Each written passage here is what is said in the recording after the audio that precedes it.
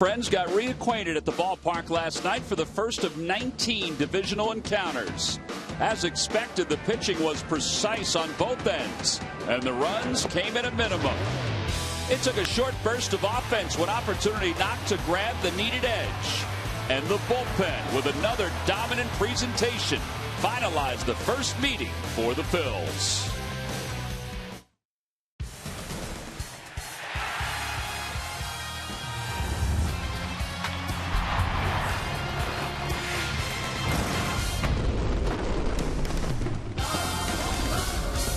A little bit of a celebration here at Citizens Bank Park. Not only the celebration of a baseball game, but also Asian Pacific Celebration Night here in Philadelphia as the Phils get set for Game 2 against the Washington Nationals. And also, it's the return of Mike Schmidt. Now, weekends with Schmidt, it begins tonight against the Washington Nationals. He liked it so much last year, he wanted to come back for an extra day each weekend the Phillies are at home.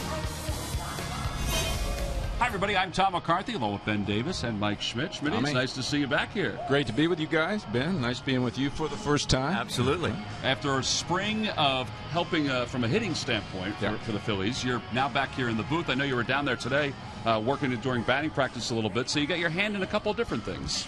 Well, yeah, I jumped right on the seat next to Freddie Galvis. Jeff Francoeur as well. All the guys that are hitting got right on their bandwagons. Spring training was really interesting. I think everyone knows we needed to improve offensively. Ryan and Ruben's plan was to cut down strikeouts, make at-bats more prolific, guys tougher. There you see the graphics of this year so far, which really only from last night's ball game would show you that maybe it's working a little bit, but we are 2-2. We've scraped out a couple of wins, which is good. And but tougher at bats. Last night's ball game was a perfect example of what the manager wants to see. Grind out at bats. You get a key hit from time to time. They worked a couple of tough walks, good pitching, good defense, and you win a ball game. We just need to see that more often. We're not a team that's going to hit a lot of home runs. Yeah, seventh inning was so important in last night's ball game, and because of that, the bullpen became even more important. And last night, it was the continuation, Ben, of what has been a very good bullpen so far. They have been unbelievable, and people ask, what is the one thing that you can take out of spring training that's the biggest positive, and that would be the bullpen. They have been phenomenal, absolutely phenomenal. The only problem you may run into is the fact they might get a little tired. So some of these starters, I look forward out of Cole Hamels tonight to get a little deeper into ball games, just to save that bullpen, which is so good. There are a lot of younger arms, and they could get tired. But last night was a perfect example. These guys are coming in and shutting the door. Last night for Jonathan Papelbon, it was as easy a save as we have seen for Pap. I mean, he cruised in the ninth inning to close the door on these Nationals. He has looked very good. He's looked very good. And one thing the adjustment he's made, and I noticed that in spring training as well, is his breaking ball. His breaking ball seems to have a lot more depth, a lot more bite on it, and he's using it more frequently. All right, so 9 innings in the last 2 ball games for the bullpen. They've held the opposition to just a 147 batting average. We'll see if that continues tonight. Maybe Cole Hamels can throw a complete game, and they won't have to use the bullpen as much as they've used it over the last couple of days. It will be Cole Hamels against Doug Fister, making his first start of 2015. Yeah, he is the 5th starter for the Washington Nationals, even though he won 16 games and had a 2.41 ERA a season ago. Well, the celebration continues throughout the ballpark. We embrace the Asian Pacific celebration tonight here in Philadelphia. Lineups and first pitch when we return. Phillies baseball is brought to you by Citizens Bank. One deposit checking. Keeping things simple is helping you bank better. By Toyota. Where will Toyota take you? Visit buyattoyota.com to find out. Toyota, let's go places. By Xfinity, the official entertainment provider of the Philadelphia Phillies. By Coca-Cola, the official soft drink of the Phils. And by Independence Blue Cross. Live fearless. Learn more at IBX.com.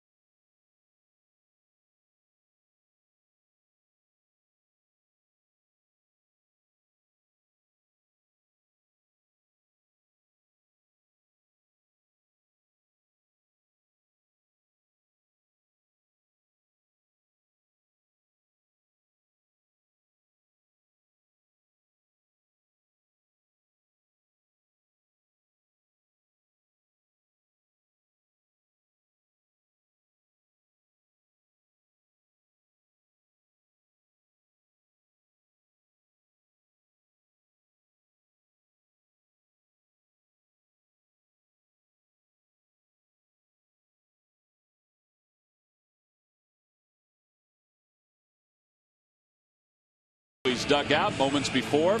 He and the rest of the Phils took the field behind left-hander Cole Hamels to face the Washington Nationals Game 2. Let's take a look at the Nationals lineup, brought to you by Xfinity, the official entertainment provider of the Philadelphia Phillies. Taylor, Escobar, and Harper, followed by Zimmerman, Ramos, and Desmond. Reed Johnson, Danny Espinosa, and Doug Fister. They'll face Phillies lefty Cole Hamels, 0-1 on this season so far. Last outing, he lasted 5 innings. He allowed 5 hits, but 4 solo home runs. And 6 strikeouts along the way. And the first pitch of the night for Taylor. Taken low, 1 ball and no strikes. I think everybody by now knows the book, Ben, on Cole Hamels. Yeah, 90 to 94, change, curve, cutter. Tried to throw that curveball a lot more last time against Boston. He is 15-8 with a 2.63 career ERA. But his changeup is his out pitch. 3 earned runs or less in his last 14 starts against the Nationals. Ben, you know, being both a former catcher and pitcher, that 92 to 95 number you mentioned, being closer to that 95 number is more important for Cole, I think, because that puts the hitters on his fastball. You know, they have to look fastball, have it in their mind, which makes that changeup effective. Absolutely. 2 balls and 2 strikes. Well, here's Taylor's home run last night. Turned out it was the only run for the Washington Nationals. That was a bullet. Good looking young kid. Strong. That was a quick bat. Very quick bat. 2-2 pitch. Swing and a miss. He got him. Threw a changeup to him right out of the chute. 1 away. First strikeout for Hamels. Time now for our Nissan keys to tonight's ball game. Ben, we'll begin with you. Mine was command the heater. Cole Hamels has struggled. He's struggled in spring training with his fastball command, and he struggled in that first game with the 4 homers. So he needs to command that fastball. All right, Mike, what about you? Well, mine was, how about let's get Utley and Howard off and rolling here tonight. It'd be nice to see our big guys get rolling, get confidence. So we don't have to play small ball. Well, they're 2 for 26 combined to start the year. Here's Yanel Escobar. The great thing is if you walk around with Charlie Manuel, because he heard it so much when he was the manager about small ball, he'll see a fan and he'll go, how about small ball? Well, Charlie didn't have to play a lot of small ball back didn't. in the heyday there. And you know what? It's easier to play big ball. If you want to know the truth, there's Charlie probably sitting with Ruben, because they hit that. You know, having 3. There's a little bloop out to right. But having 2 or 3 guys in your lineup that are 25 to 35 a year home run guys, that's a lot easier. It costs you a little bit more money, but it's a lot easier than the kind of game we played last night. Yeah, I don't know if we ever took it for granted, but boy. Maybe we did for those the 5 straight National League East Division crowns. You probably did. Yeah, probably I did. That'll bring Bryce Harper to the plate. Harper 5 for 15 so far in the season. Just 22 years old, coming off a year in which he had 273 with 13 home runs. First pitch cutter is outside. Ben, be interested in your take on Bryce Harper. Because of injuries and the buildup that he's had over time, he really to this point has not turned out to be the player we all thought he'd be. Shows it in spurts, obviously. And I think that is largely because of his injuries. I think he definitely has it. And let's not lose sight of the fact he's still only 22. Amazing. He's only 22 years old. Still the youngest player on the Nationals roster. I do like the way he plays.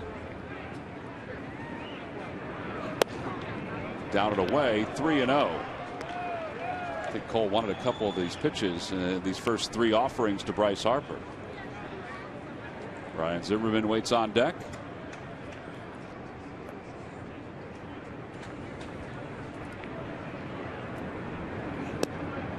And that's at the knees, 3-1. But you start to think if he is that injury prone at this young of age, will he be more so as he gets older? Will he taper off the way he goes about his business? I don't know.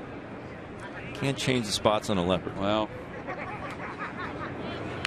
Foul tip, and it's 3-2. Actually, foul ball. It came in out of the glove of Carlos Ruiz. So it's full 3-2.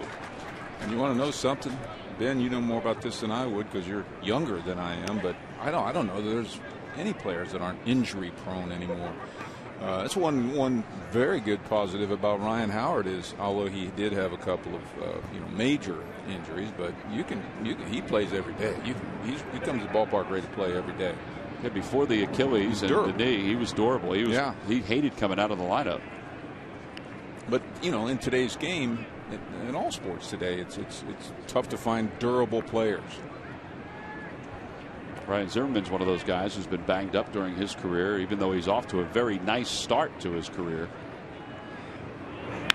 Fouled away, and it remains 3-2.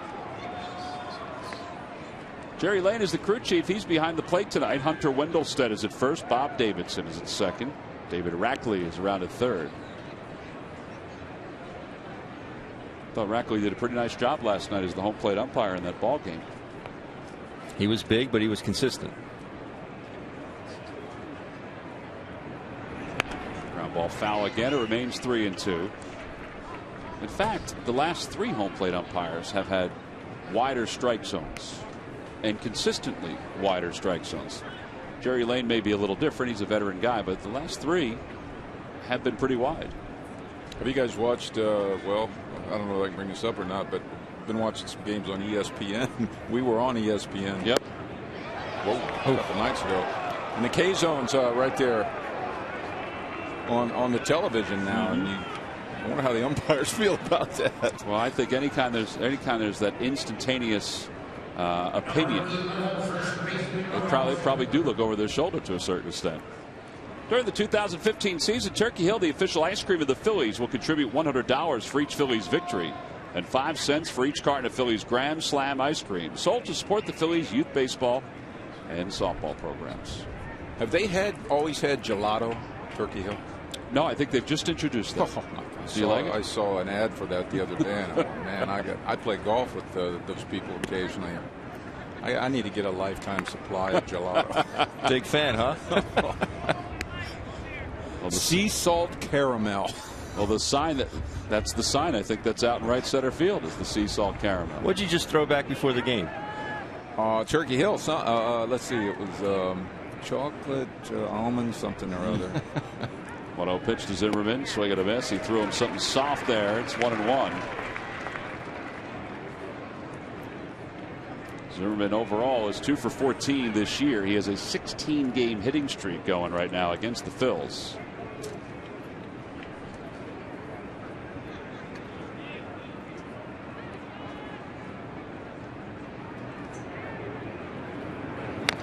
Taps it foul, 1-2. Crazy to say there's a big out in the game, but this is a big out for me for Cole coming off his last outing. Here it's only the first inning.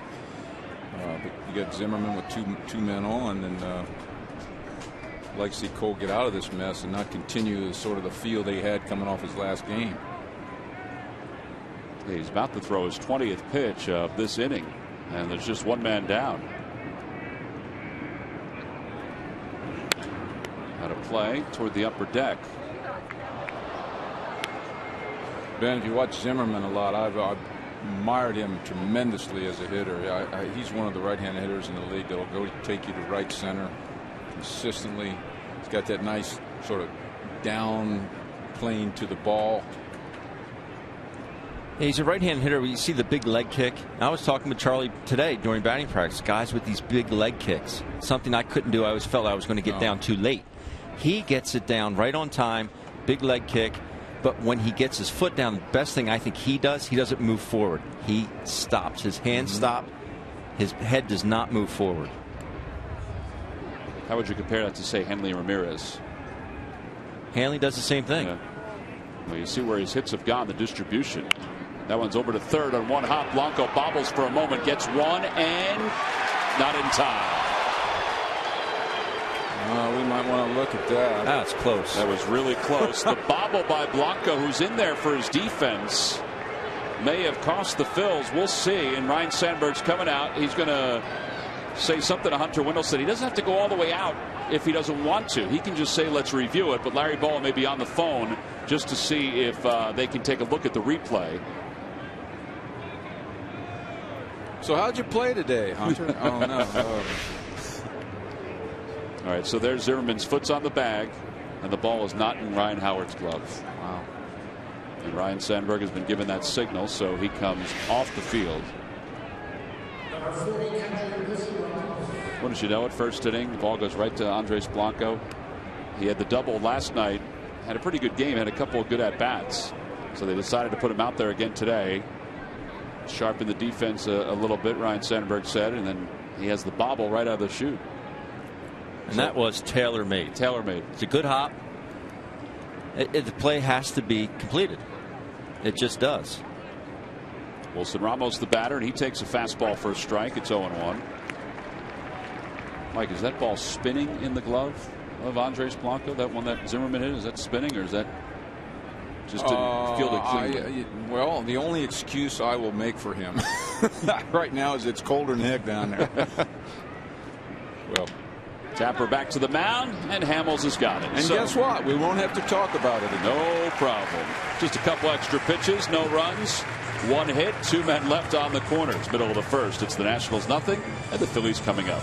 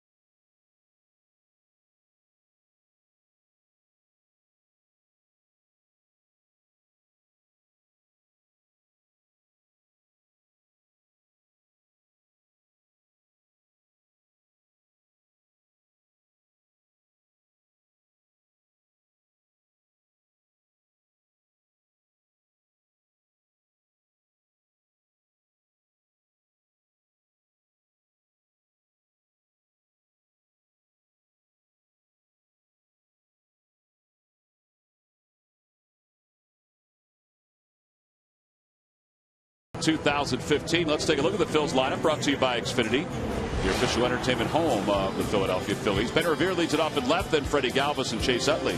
Ryan Howard bats cleanup. Carlos Ruiz hits fifth. Grady Sizemore starts again. He's in right field tonight. He'll bat sixth. Herrera's back in there. He's in center field. Blanco plays third. He'll bat eighth. And batting ninth and pitching, of course, is Hamels. Well, there's Ben Revere getting a chance to start things off for the Phils. He's off to a 2 for 15 beginning in 2015, facing Pfister for the 26th time. Great numbers for Pfister. What a pickup he was for the Nationals last year. An ERA, Ben, of 2.41.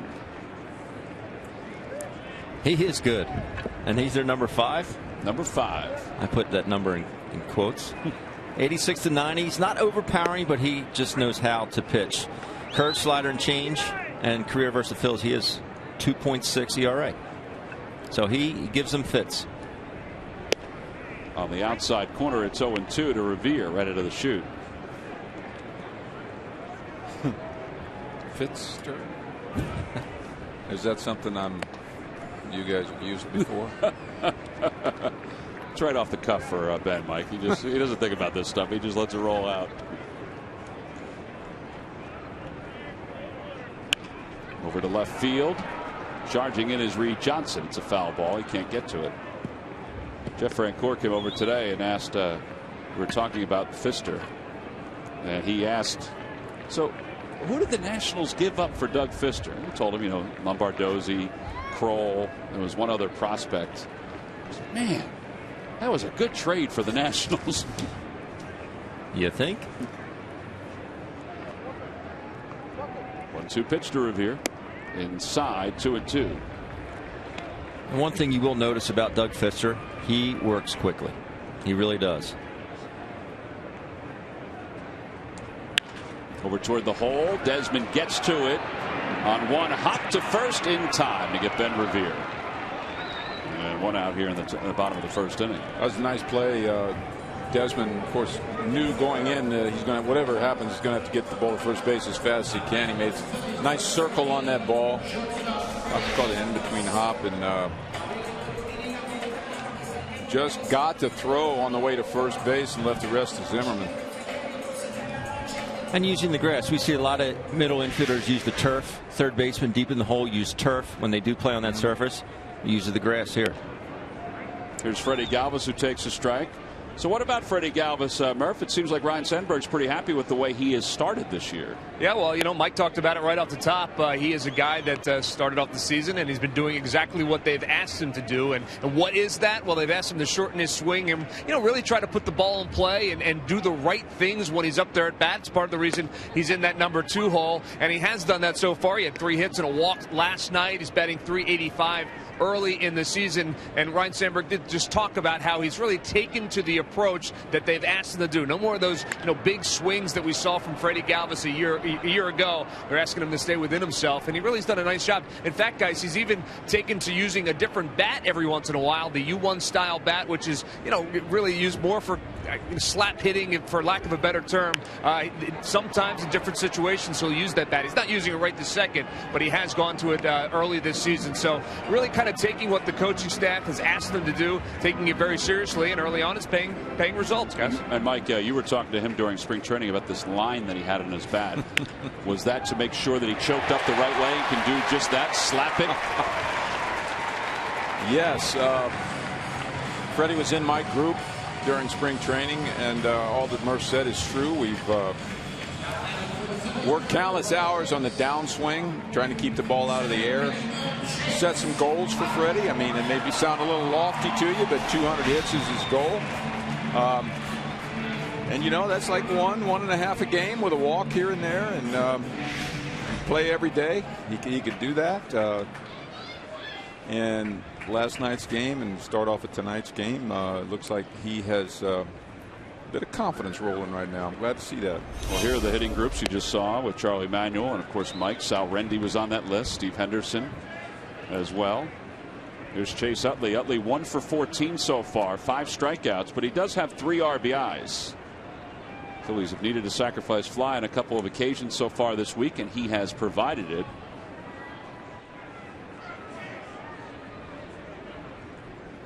Off the end of the bat over to third. Escobar charges, and they get the lead runner at second base, so Galvis is retired. 5-4 in the put out there.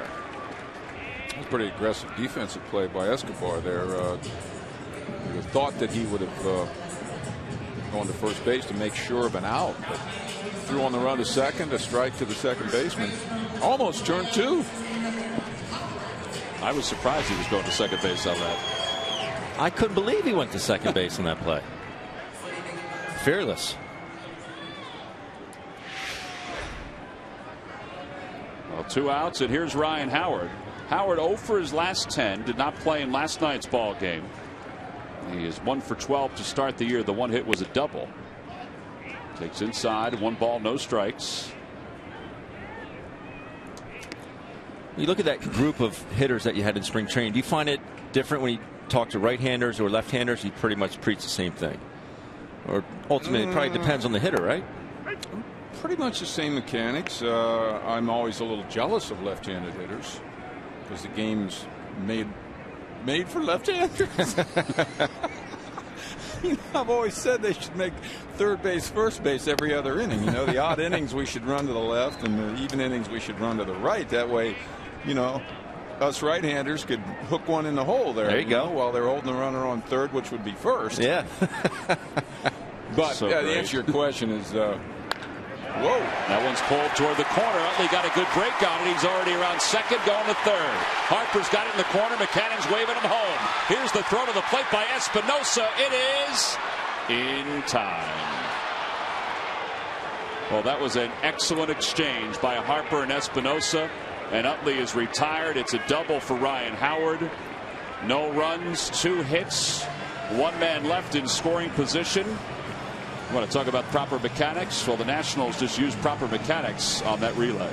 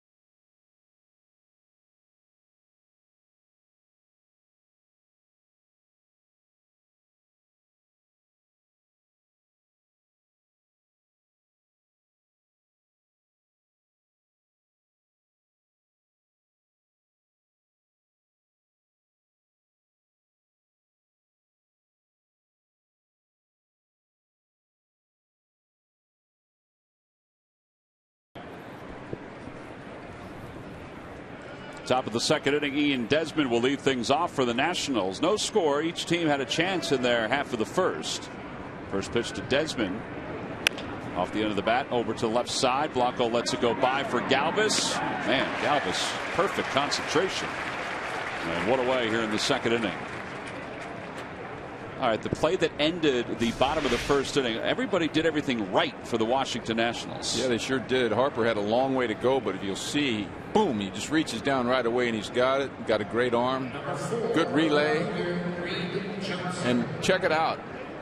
What made that catcher in the booth right here? Yeah, what made that play with Ramos? The ball was on the first base side on the chalk. And it's hard to get yourself to turn back towards your right to tag the runner out. That was a great job by him, because ultimately you really want to catch the ball, always turn left, because that's where the runner's coming from. But to tell yourself to turn around, I mean, that's a great play by Ramos there. And you got to send Chase too, because there's 2 outs. Yeah. No balls and 2 strikes to Reed Johnson. It didn't look like it was an easy play for the catcher to field that ball on a short hop and do what he did. No balls and 2 strikes to Reed Johnson. Starting today in left field, making his first start of the season. In fact, the only bench player for the Nationals that had played or started before today was Clinton Robinson. 0-2 pitch. A bit high, 1 ball, 2 strikes.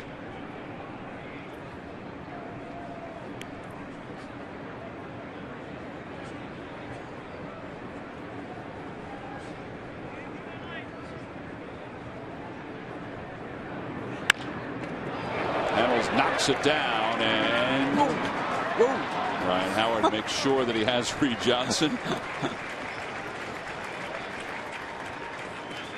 2 outs. Well, we don't want to look at that one again, but maybe we can get the Galvis play prior to that. I just wanted to watch Blanco here. See, Blanco kind of let Freddie have that ball, which is a good play. And a lot of times they say third baseman's supposed to get everything he can get when he's going to his left. Well, sometimes you need to back off a little bit, and especially if it's a short hop and you're running really hard toward right field, let the shortstop have that ball. Better angle for the shortstop to make that throw. Better momentum. Espinosa takes inside, 1-0. You know, Blanco there, his momentum is taking him towards second. Right. And Freddie's coming in. He's got momentum going towards first. Here's a hitter I've always thought should be better. Switch hitter. You know, has good playing to the ball, but it's always swinging so hard. And he has no. Well, his first year, it looked like he was going to be an excellent hitter. Yeah. He struck out a lot the year after that, and ever since then, it hasn't been as consistent.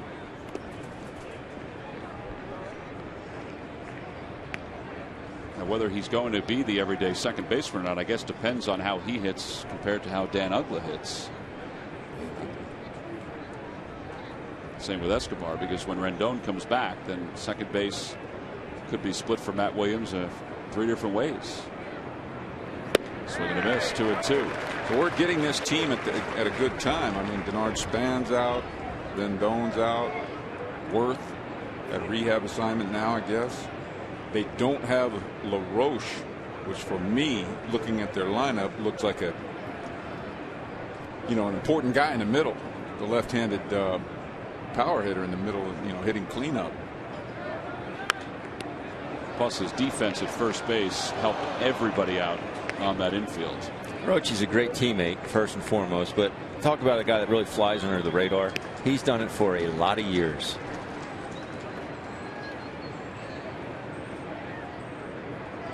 2 balls, 2 strikes to Danny Espinosa. He's in Chicago now. They're playing a little beanball the other night with Kansas City. Yes, they were. Over to the left side, Freddie Galvis, the big hop, and hurries the throw over for the final out. 1-2-3. Go the Washington Nationals. 3 straight groundouts for Cole Hamels. A little easier inning. On to the bottom of the second. Scoreless game between the Phils and the Nats.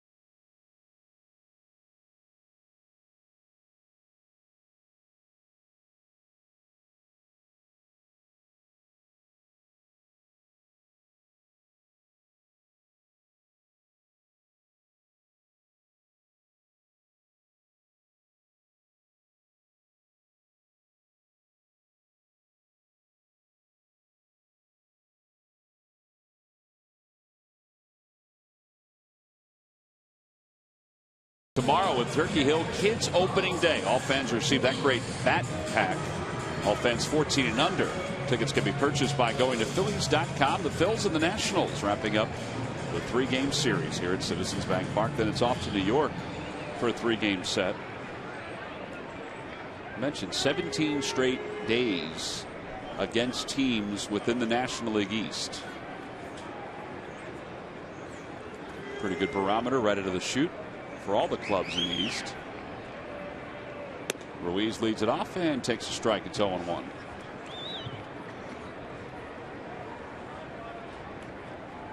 Carlos 3 for 8 so far. Did not play last night. Cameron Rupp got the start.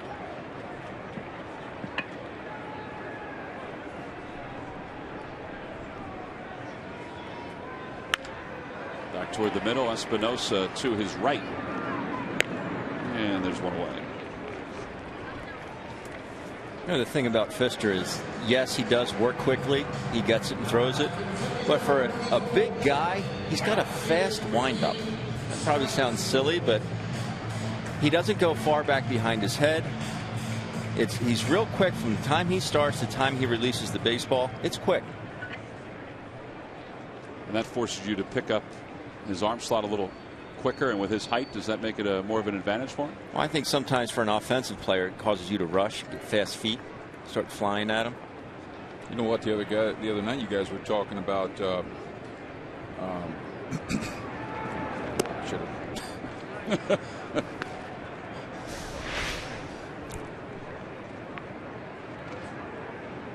Who pitched our second game?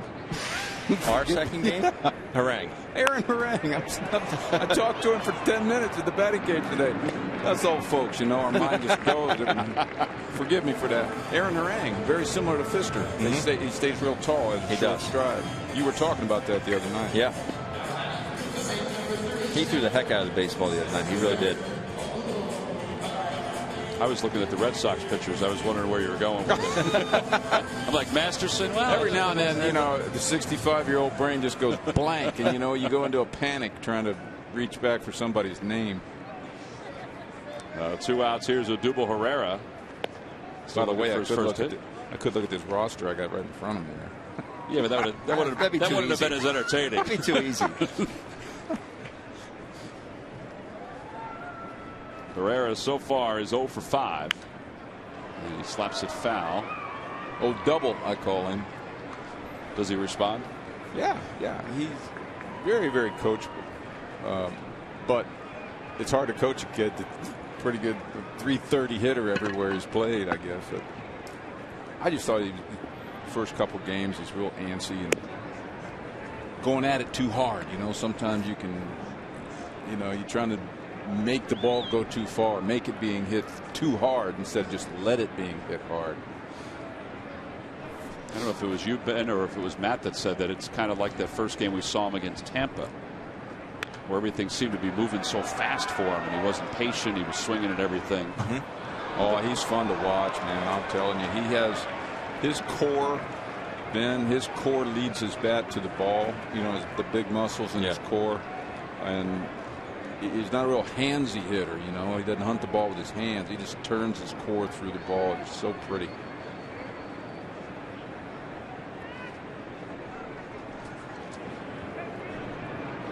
Way inside. 2 balls, 2 strikes to Herrera. And he's one of those guys that the ball just comes off his bat differently. Some guys hit line drives. He hits hard line drives. Very crisp. Can we use the term ball striker? Absolutely. Absolutely. I'm so tired of hearing that in golf. This guy is a great ball striker in baseball. And, you know, I figured him to win a job on this roster from the first day I saw him hit spring training. So you weren't surprised that? Well, I mean, obviously he brought along with him a pretty strong resume. There's 2 batting titles in the minor leagues. Was the MVP in winter ball last year. In the dirt, 3 balls and 2 strikes. And that's a good sign right there to see him laying off of these 2-strike pitches, off-speed pitches. You know, he was a second baseman his whole career and just became an outfielder recently. Were you watching him train as far as, you know, moving from the infield to the outfield in spring training? Did you watch that at all? No, I didn't see him play any infield at all. Pops that one up. Foul territory. Escobar will give it a look. It's going to be out of play. And it remains 3-2. Well, he's seeing a lot of pitches here. The one time he's been on base was when he did walk. Came around to score a run after that walk. It's been a long time in Philadelphia since we've seen a young player like that come to spring training sort of out of the mix and then all of a sudden and make the team in spring training.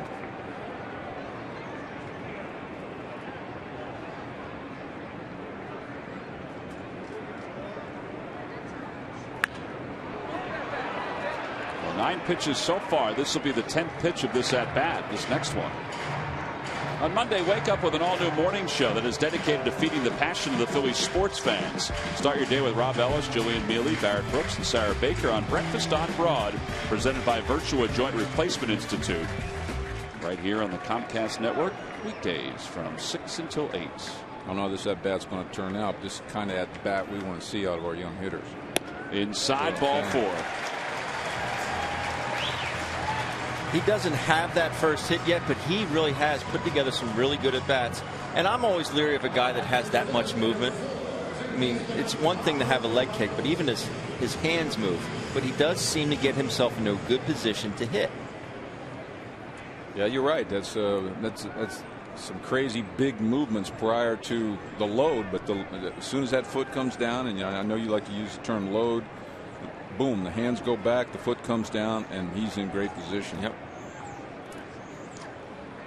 Well, here's Andres Blanco. Blanco had a hit in yesterday's game. It was an opposite field double, batting right-handed. Also was hit by a pitch. Takes inside, 1 ball and no strikes. Yeah, the Three Musketeers got him last night. Freddie, Andres, and Cesar. Yeah. The Three Musketeers, I call them. They're best of friends. Xavier Cedeno said that he was trying to get a pitch in on Cesar Hernandez, but he said, obviously, I got it out over the plate a little bit too much. And up. And up. Good toss over. Andres Blanco is celebrating a birthday today. Wish him a happy birthday. This really is an opportune time to run.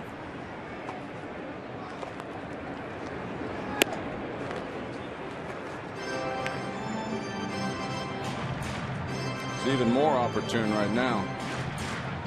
See, I know the signs. Do you know the signs? I don't. Pretty universal, though, aren't they? Oh, you mean from the third base coach? Yeah. Oh. Chopper over to first. Zimmerman is retired, so the Phils leave one here in the second. 2 in the books. We'll go to the second. Nice night here in Philadelphia.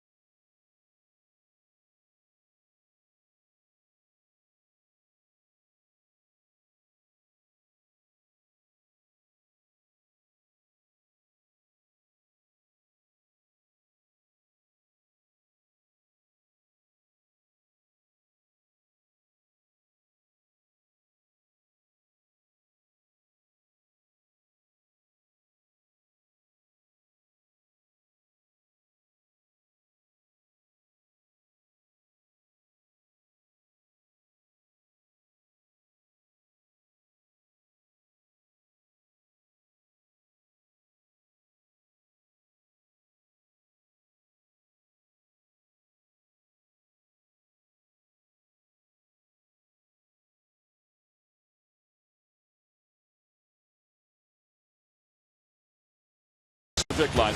All right, guys, what player led the 2014 Nationals in hits and batting average? And we'll reveal that answer a little later on as you guys toss it around a little bit.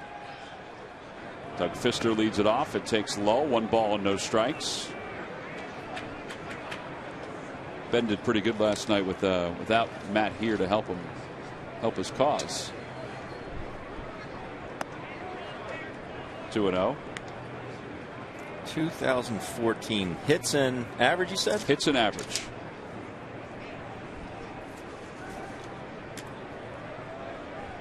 Outside, 3-0 to Fister. Is there any chance that's a trick question? I can give you a hint that would make it a trick question. My hint was going to be he's not currently on the roster. I mean, he's part of the roster, but he's not currently here. We got him. That may throw you off a little bit. I just want to say that may throw you off a little bit. We have him. Did we walk? Did Cole walk the pitcher? Doug Fister has just walked. It's the first time since September of 2014, last year, that he walked a pitcher.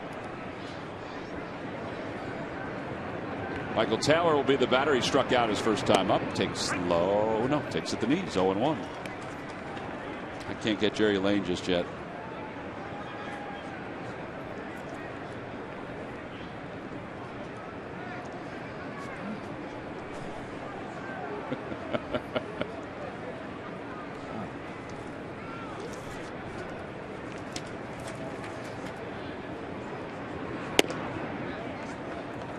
I know I'm beating a dead horse with this fastball command, but it's just imperative that he does that.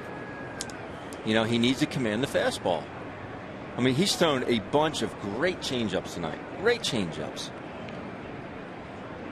But at some point, as a hitter, you looked at it last night with Escobar. He finally sat on Giles' slider because it's the pitch he could get over.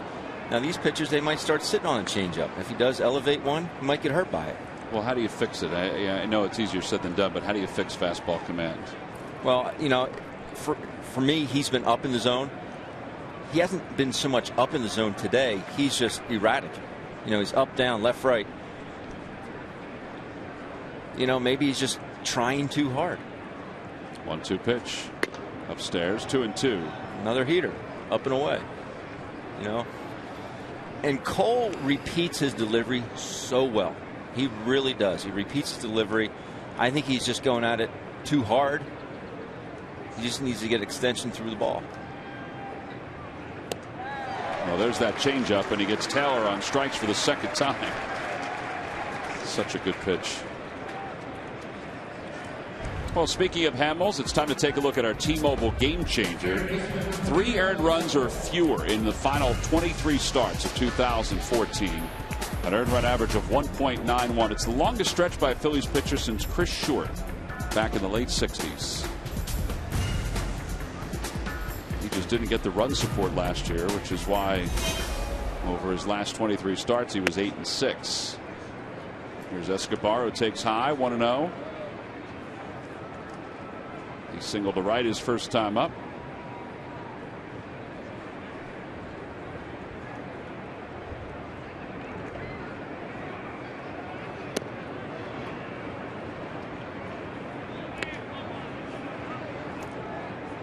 Escobar faced the Phillies a lot when he was with the Braves. He spent the first 3.5 years of his major league career with Atlanta, and then went to Toronto for 3, and then the last 2 years with the Tampa Bay Rays.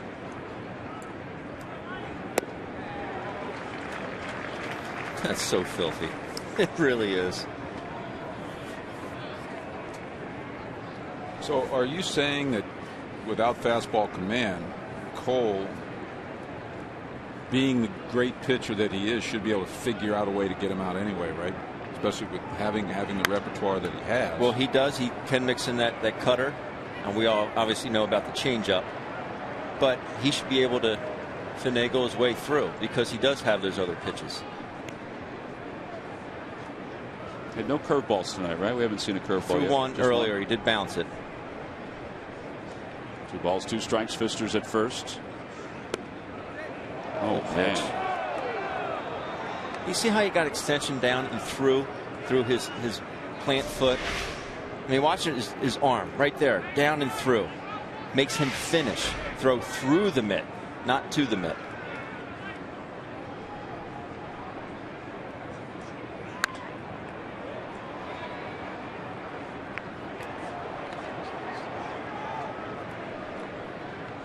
Was he asking Escobar asking the umpire whether that was a strike? I was just thinking the same thing.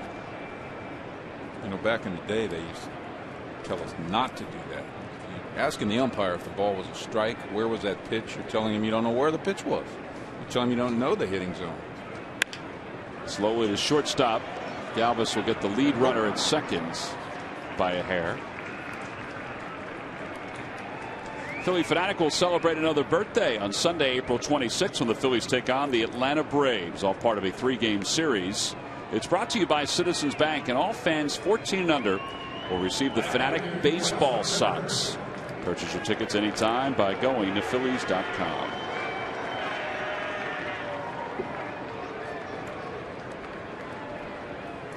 Here's Bryce Harper, who walked his first time up.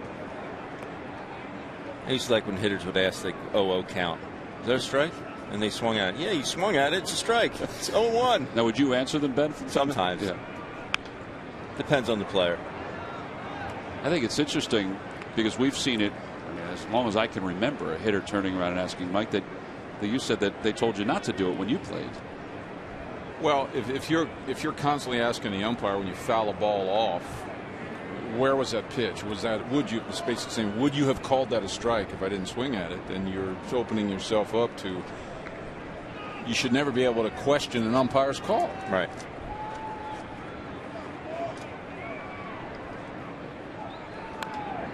That one's fouled, and it's 0-2. The umpire can say, well, why'd you ask me where that pitch was? If you're so sure that that pitch was a ball and I call it a strike, why'd you ask me earlier? Yeah. That's a great point. I never thought about that. That's a great point. And be honest, though, as a hitter, is it really going to make you change your approach that much? If you think you could get to that pitch early in the game, if it looks good later on in the game, you're going to still swing at it. It's just a bad habit.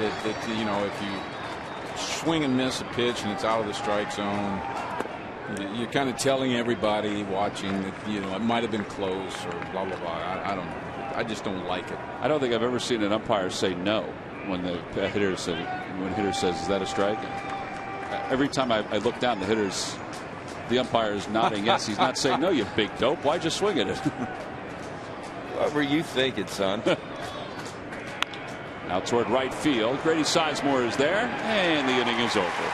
Well, Doug Harvey used to say, son, the ball was about a half-inch outside.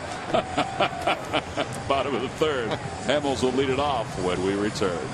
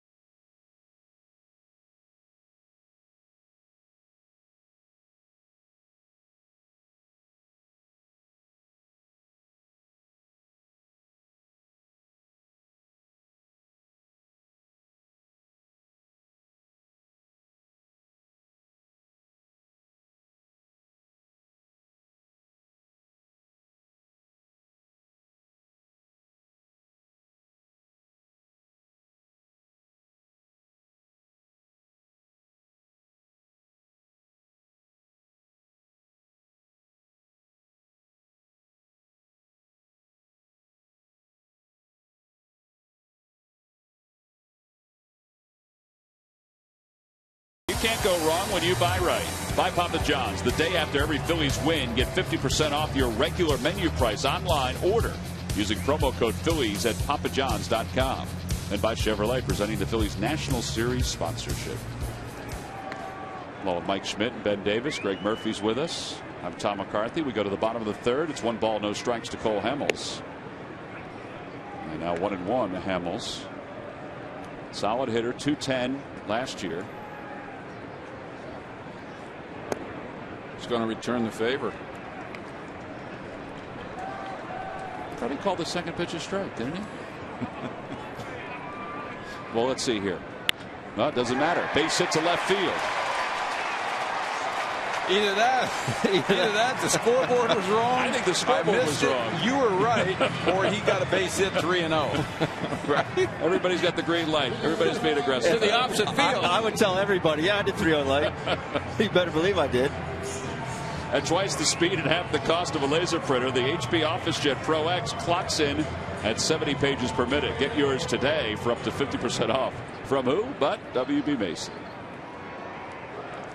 Well, here's Ben Revere. He grounded out his first time up. I noticed the Red Sox Panda at third base, and here Escobar. They're definitely taking the bunt away from Ben. Did the same thing with Freddie, the Red Sox. And remember how shallow they were playing at third base? I think that's good. I mean, just totally take it out of the picture. Well, and Herrera, too. The Red Sox were playing in when Herrera was up, which we were surprised at because he hadn't really bunted too much. There's a line drive, base hit to right field.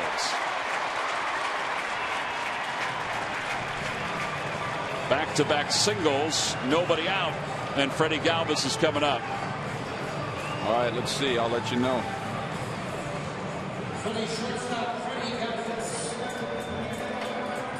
play manager, Mike.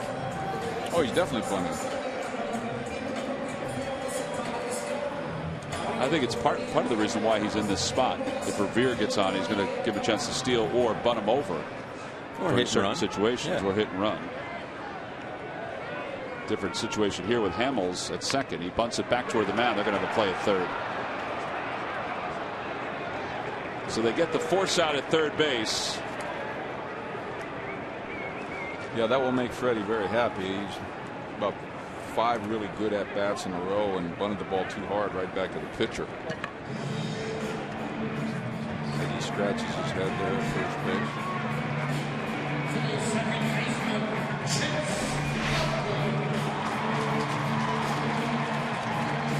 You know, it almost looked like he was trying to bunt that to first base. I guess not. Just a bad bunt. It sure did. He had the angle, and then he tried to create more of an angle with that bat. Yeah, because if he had bunted it toward Escobar had already committed, it seemed anyway, to come in. And then as soon as he saw the ball go down, he backed up toward third. Mike, what are you seeing out of Chase right now? You know, we know about how short his swing is, but he's getting fooled badly on off-speed pitches. Some ugly swings, very uncharacteristic of him. Just early? Is that it? Well, I don't want to make too much out of it because I know that what 2 or even maybe 3 of the first 4 games have been very cold on the field. You know what it's like to try to hit when you're, your hands, you can barely feel your hands. It throws you off a little bit as a hitter, I think, when baseball is not the game to be made to be played in really cold weather, and we've had some really cold weather. Just this little sampling of at bats that's maybe he's due for. Yeah, he hit 500, all close to 500 in the spring. Well, we just see some breaking balls and changeups. He's flailing at them. Yeah, no question. The opening night, Buckholz threw some off-speed pitches, and bad as I've seen Chase look, surely through the whole spring. Yeah. I don't think it's. I can't hit the nail on the head with it, but I don't think there's anything to worry about. I mean, Chase is 1 line drive away from, going 5 for 5. Yeah. Well, he's got the count even 2-2. You saw the conditions 60 degrees at game time and breezy, about 15 miles per hour. They're making Fister work more than usual. Against the Phillies, we saw his numbers at the beginning at 2.60 earned run average. He's at 50 pitches so far with 1 out here in the bottom of the third.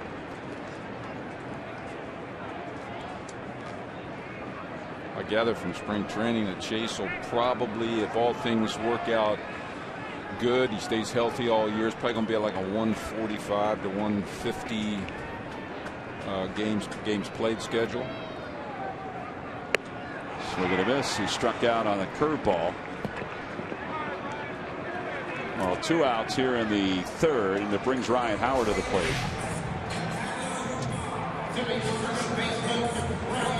See, that's a good one to hit. Oh, yeah. That is a good one to hit. That cement mixer. I mean, he's actually late. Yeah, and you don't see Chase with that upward arc on his bat very often either. He's usually short and quick to the ball. Kind of turn that over a little bit with that short swing. I mean, that's a pitch there you're hunting for. Hey, but he's like all of us, so every now and then you try to supply a little extra, and the sort of back shoulder falls back a little bit and the bat arc goes up and you're muscling up a little bit and the bat goes through the zone real slow. Howard doubled his first time up. Takes on the inside corner, 1 ball, 1 strike. Well, according to Corey Seidman of CSNPhilly.com, the 1 for 16 start for Chase is the worst start of his career. Last year, he got off to a red hot start in the month of April. For some of those games early on at Wrigley, he was hot as could be. Yeah, he was. Well, let him try an 0 for 28 on for size. Was that the 1 year? That's really? Right. See, Ben, the 0 for 13 wasn't that bad then. How did you sleep? I didn't. I have the ball at home. I was 1 for 29. Single. Bunt. 1 ball, 2 strikes to Howard. Lays off 2-2. By the way, did you guys, speaking of stuff from the old days, did you see that thing the other night about the kid that struck out 12 times or 4 times on 12 pitches? Yeah, Brett Laurie. The golden sombrero. I can top that. I'm playing I can top that. And a liner out towards center field. Taylor comes running in. Well, Howard's hit the ball in the nose twice tonight. The double is first time up. The liner this time. Phillies leave a couple. We'll head to the 4th inning.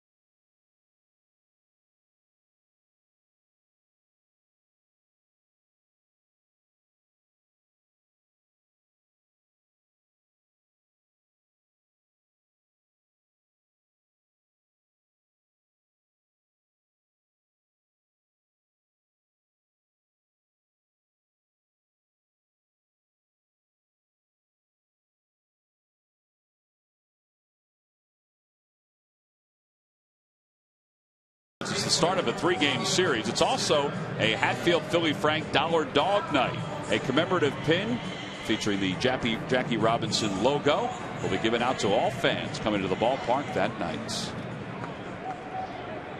Top of the 4th inning. Nationals with 1 hit. Phillies with 4 hits. Ryan Zimmerman will lead it off. It'll be Zimmerman, Ramos, and Desmond against Cole Hamels.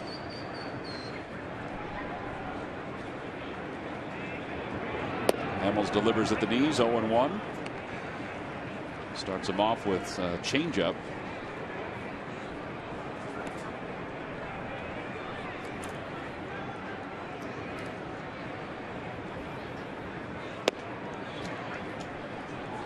Oh, and 2.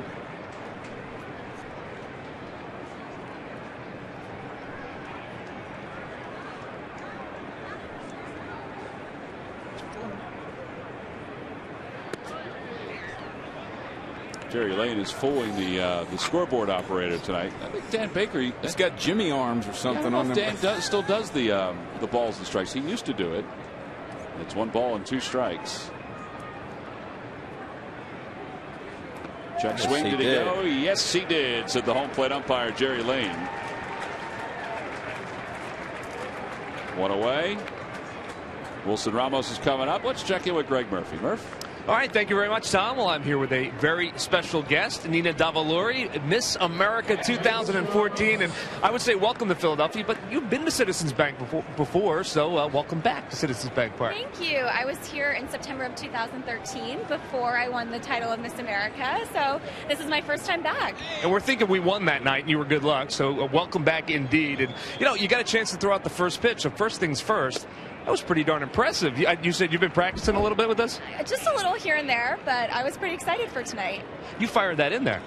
Thank you. Believe me, we've seen a lot worse.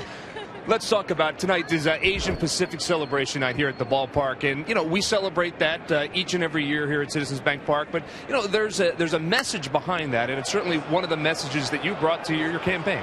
Absolutely. So this entire year I promoted my platform, which is cultural competency. Being the first Indian American Miss America has been such an honor, and to celebrate that and take this to the next level beyond Miss America has been really an honor. As we watch Ramos hit that one out, so it's 1-0 right now. But we'll try to change the luck. But it is such an important message that you brought, and you spent the year obviously as Miss America trying to bring that message to people. But you haven't stopped since you've retired. I haven't. It's been a busy 18 months. I've traveled a little over 250,000 miles and counting. That's almost the distance to the moon, to put it in perspective. So it's an important message, and I'm really honored to be able to spread it. And I want to thank everyone for championing this alongside me, and as well as the Phillies. Well, it certainly has been great. And you're also a sports fan, like we said, you've been here to the ballpark, but a University of Michigan graduate. So do you follow the football team? You follow Michigan sports? Of course. I'm really excited, especially for Jim Harbaugh this year. So we're looking for a good season. Well, it's great to have you here. We appreciate your time. Congratulations on everything, and continued success with all the work that you've been doing. Thank you. Thanks for having me. All right, guys, we'll send it back upstairs. All right, Murph, we appreciate that. As Murph said, Wilson Ramos, an opposite field home run, and here is Ian Desmond, who chops one to second base. There are 2 outs. 5 home runs given up by Hamels in 2 games, 5 solo home runs. Pretty impressive home run. Looked like fastball out over the plate, a little up. You just don't see guys with opposite field power like that. Just goes to show you what you can do if you go with the pitch. And you have biceps that are 20. Strong man. Well, you talk about injuries. He's another guy, ACL hamstring the last 2 years, so he didn't play the entire year. But he hit 11 home runs a season ago. That ball got up in the jet stream and just took off. Just watching Sizemore track it, because he seemed to have it lined up. I'm not saying he was going to catch it, but he seemed to have it lined up, and then he just kept floating toward the corner. The flags are definitely moving that way, but he crushed it. He crushed it. What else are you going to say? 0-2 pitch coming to Reed Johnson. Line drive foul. That home run is just the 4th of the year for the Nationals, who, like the Phillies, have struggled to score runs. We saw that last night when they scored just 1 run. They only have 11 extra base hits in the first 5 games of the season.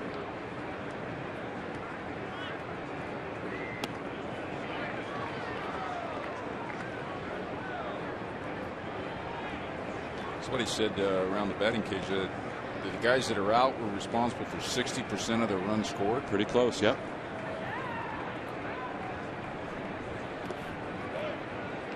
Yeah, last year they were 5th overall in hitting, and they were 4th in home runs and 3rd in runs scored. And now they're playing without Worth, who homered tonight in his rehab, without Rendon, who's just now taking ground balls, and without Denard Span. And then, of course, LaRoche is in Chicago. 2-2 pitch. Swing and a miss. He got it with a changeup. Second strikeout of the inning.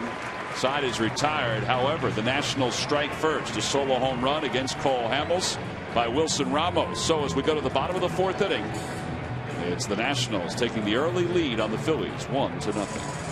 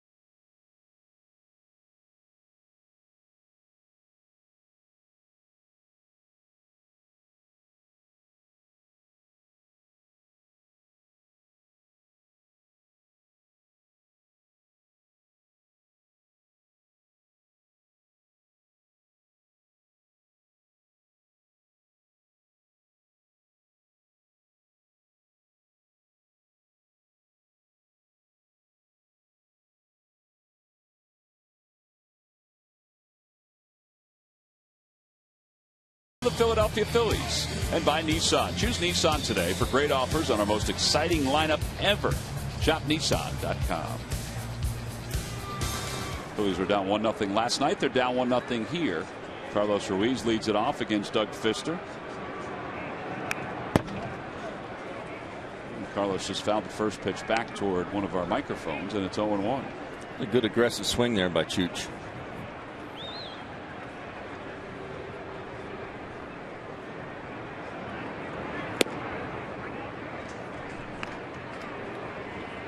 Well, that was a pitcher's pitch right there, and it's 0-2. Yeah, Jerry's not very emphatic with the strike call tonight, is he? Really isn't. Off the mound, Espinosa was shaded that way. And there's one out. Well, the retirement of Tim McClellan, who was the slowest ball strike umpire in the league, at least for those of us that weren't behind the plate catching. I guess Jerry figures, well, I'm going to take that personality. So glad he brought his name up. Tim he McClellan would drive me nuts. Very good umpire. But you catch a ball, you get to throw it back, and you go strike. Like, oh, so wait a minute. Wait, how about when you throw it to third baseman after a strike? Yeah. And it was just okay. So that was a strike. See, I always assumed that was a ball. I always assumed that as a catcher, you heard him. Like we always had to wait because he stood up and he was the tallest umpire at the time in the history of baseball. But he always got down on the knee. He didn't give you a verbal right away and then a delay with the arm? No, I don't remember him doing that. Some guys would pitch it, come in and go, yep, strike, or whatever. But otherwise, they just wouldn't say anything. They would be delayed. But Timmy was... This will be the 8th ground ball out of the game for Fister, and they're 2 away. So 11 outs so far, and 8 of those 11 have been on the ground. And now Odubel Herrera, who walked his first time up, a 10-pitch at bat, 5 foul balls. We'll get his second look at Doug Fister.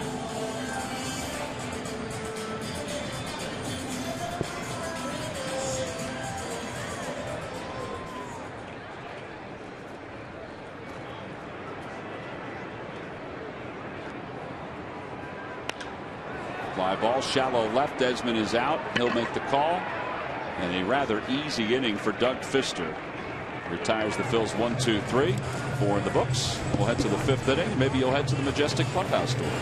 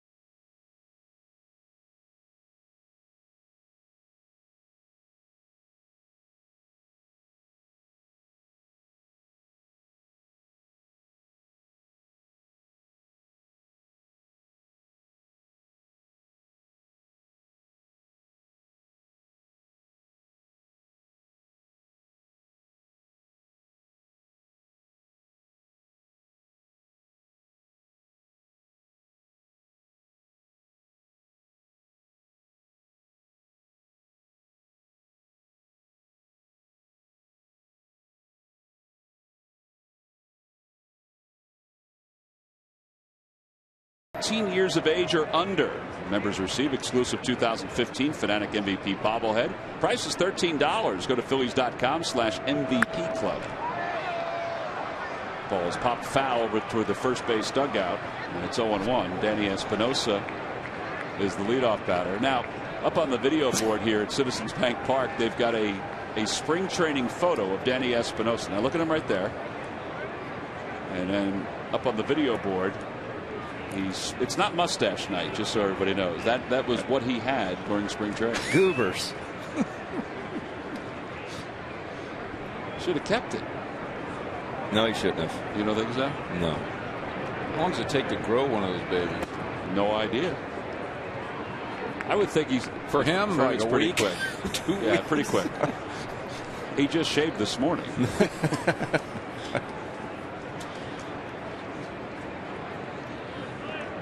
1 ball and 1 strike. Inside, 2-1.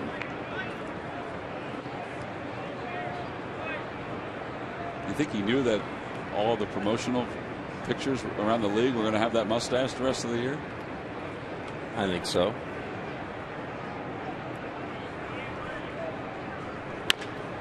Freddie Galvis will take the chopper and throw at Espinosa. 1 out here in the 5th.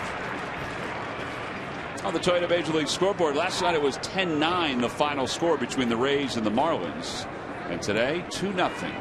The Rays have shut out the Marlins. Tim Beckham, the former #1 overall pick for the Rays. Took him a long time to get to the big leagues. 2 for 2 with a home run.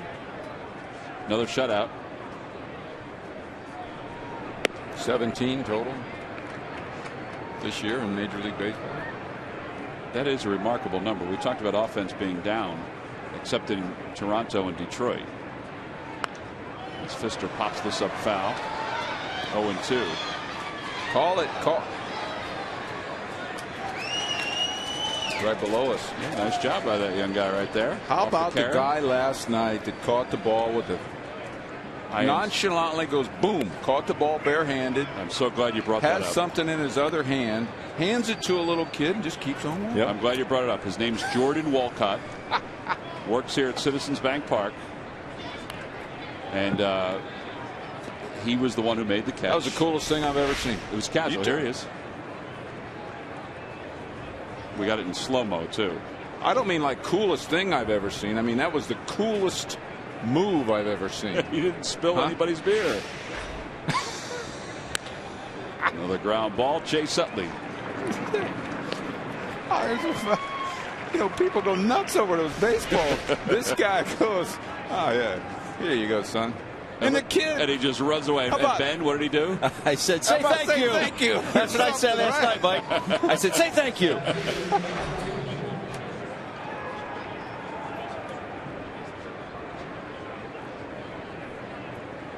I want that guy's autograph. Okay, that's amazing. I'm sure you wouldn't mind having yours either. The only thing I've ever seen better than that was that ball-headed guy doing the commentary in center field last year that caught that home run ball. The bald head is by choice. What's the line we use, Tom? The horseshoe gets pretty thick. That was the coolest thing I've ever seen. So we're going to miss. It's 1 ball and 1 strike. You know, if I grow this out, I have a pretty thick horseshoe.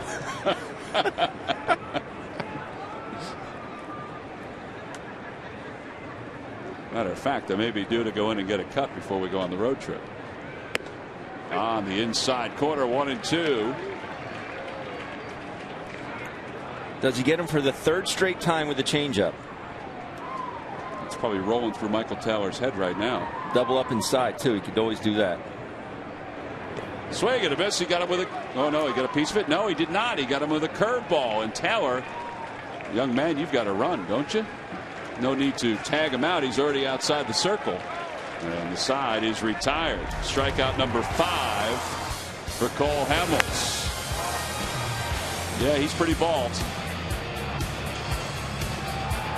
I cannot believe that.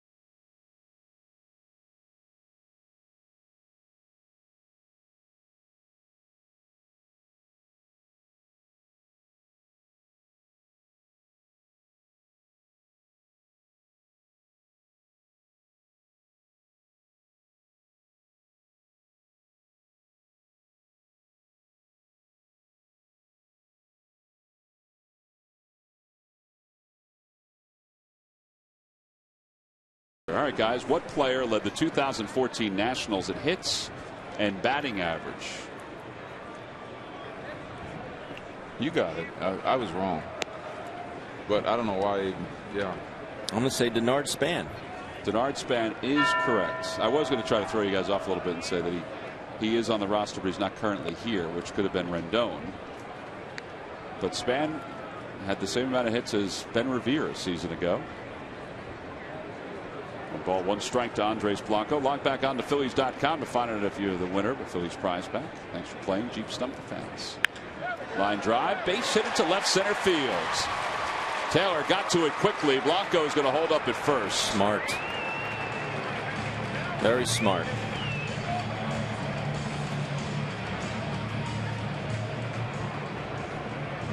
That's a nice stroke right there. Ball's a little in. Covered it well with his upper body. I'm trying not to say that was a nice piece of hitting. But it was. Well, if you can take that pitch and hit a ball that hard to left field, your swing's on the right plane. Yeah, anytime you can hit an inside ball to the, up the middle or the opposite field, you know you're covering the ball. That's what I like to call it, with the front side. With that swing, if the pitch is outside, you're going to catch it deep and hit it to left. If you're on time, you're going to hit it the middle. If you're out in front a little bit or the pitch is slower, with that same swing plane, you're going to hit the ball hard to right if you're a left-handed hitter. You know what? And that's the kind of hit ball that you'll find from a hitter that is what I want to say locked in, or from a hitter that's been getting his hits. You know what I mean? And I hate the term trying to do too much, but that's the kind of hit you'll get from a hitter that's not trying to do too much with the ball. Throw goes off the glove of Desmond. What a break for the Phils. The Phillies will have runners on first and second after the bunt. It wasn't a great bunt by Cole Hamels. It was right in front of the plate. But Desmond just dropped it. I want to see what he does here. He just flat out misses it. That's what it looked like from here.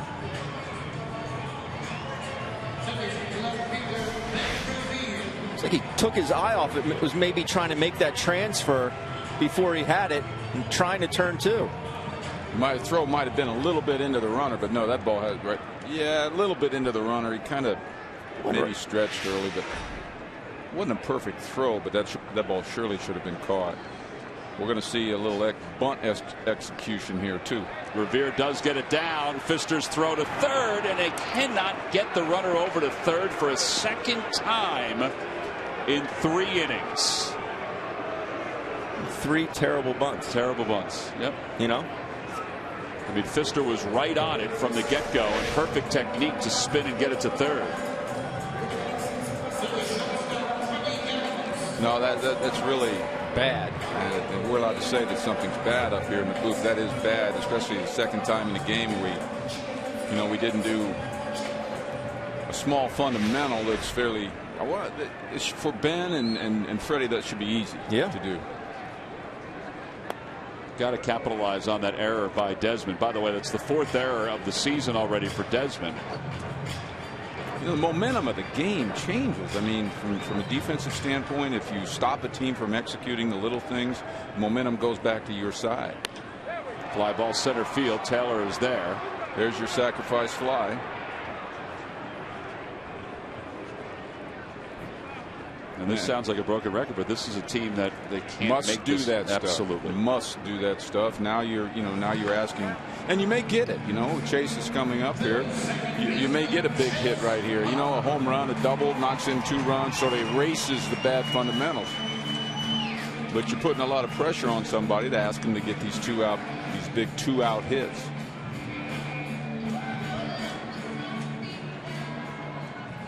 Utley is 0 for 2. A fielder's choice his first time up, and then he struck out his last time. Had a long conversation with Jeff Francoeur behind the cage today as the pitchers were in batting practice, and Jeff and I were talking about how bunting is not practiced against hard pitches. In other words, they're asked to bunt 90-mile-an-hour fastballs during a game, and when they're practicing bunting, I'm just talking about the pitchers actually. They're practicing off a batting practice pitch. And you can literally bunt those bunts with your forearm, bunt those pitches. And in spring training, a lot of times they practice bunting against a 90+ mile an hour pitching machine throwing the ball, which tests your bunting ability.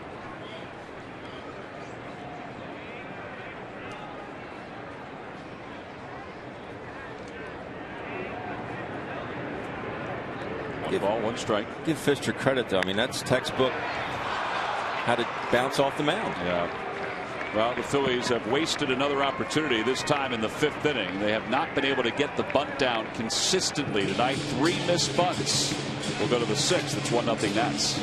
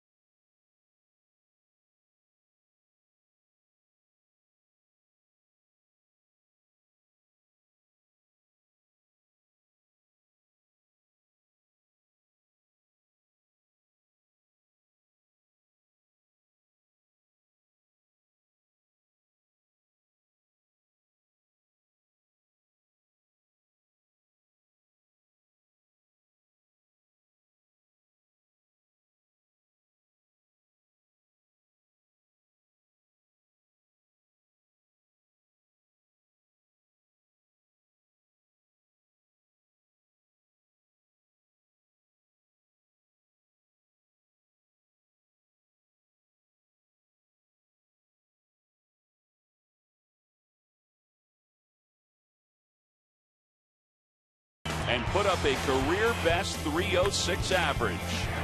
Revere's Run is brought to you by Independence Blue Cross.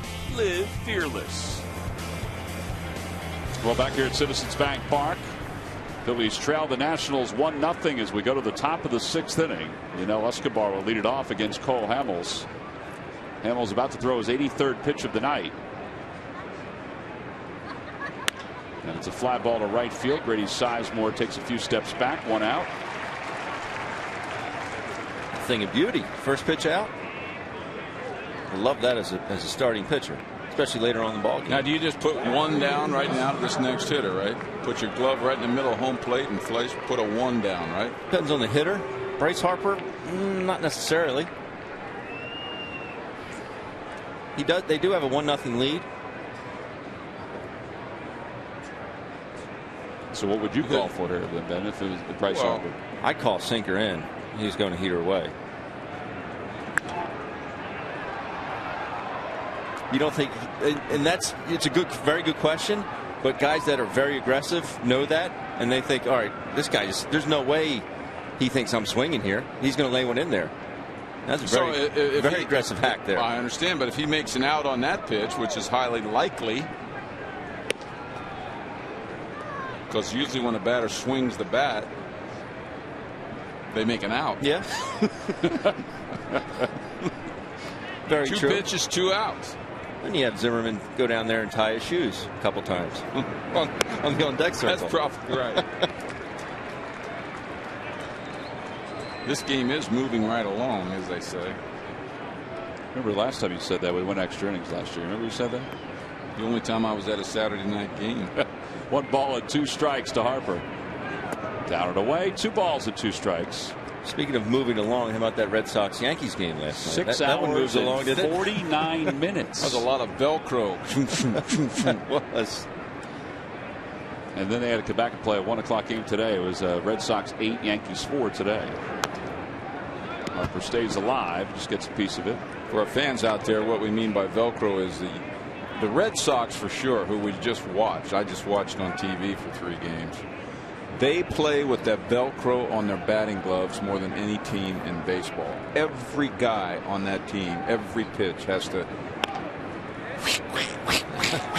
with the Velcro. You know, you can hear it on TV. Yep. Big Poppy will spit in his gloves before he gets up. Be that big clap. Well, how about the story that came out that out of all the players that were warned for being too deliberate at the plate, Clay Buchholz received a warning, the starting pitcher for opening day. For being too deliberate? He's taking too long to get back into the box. Oh, as a hitter. As a hitter. Not as a pitcher, as a hitter. Well, it's amazing. Like Big Poppy for sure. Got to spit on both hands and clap. Now he's got everybody doing that. And Pedroia for sure. Pulls it up. Yeah. Pedroia. Boom, boom. It's Nomar's fault. Nomar. All the Red Sox. I think he was the worst. Nomar. Yes. Garcia Parra, absolutely the worst. He tapped his toes. Velcro. And when Mike played, it was Mike Hargrove that was probably the worst. He took forever. Human rain delay. Yeah. Foul tip, and it's 0-2 to Ryan Zimmerman.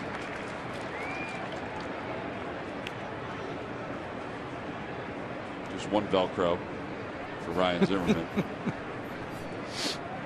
What I don't understand is what happens. They come loose or something when you swing and miss? That's a great question, Ben. Do they come loose when you swing and miss? I didn't wear them. And no, they wouldn't come loose. You wear no batting gloves, Kyle? No batting gloves. Oh, my God. I'm impressed with Maybe that. that's why I wasn't any good. I'm impressed with that.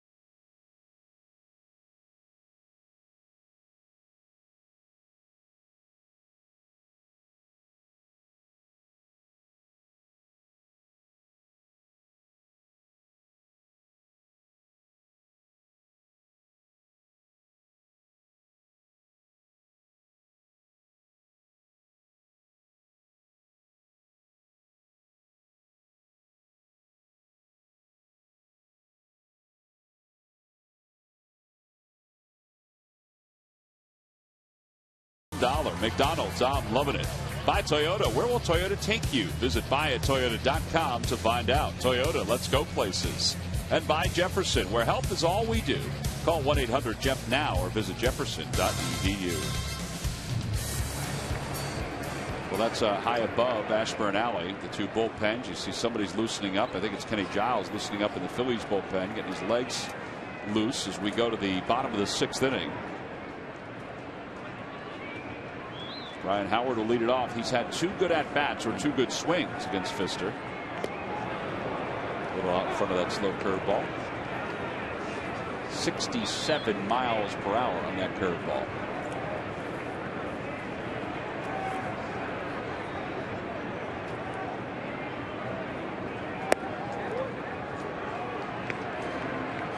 See, I tell you what, I mean, the swing at a lollipop curveball like that first pitch, I just don't think that's good hitting, Ben.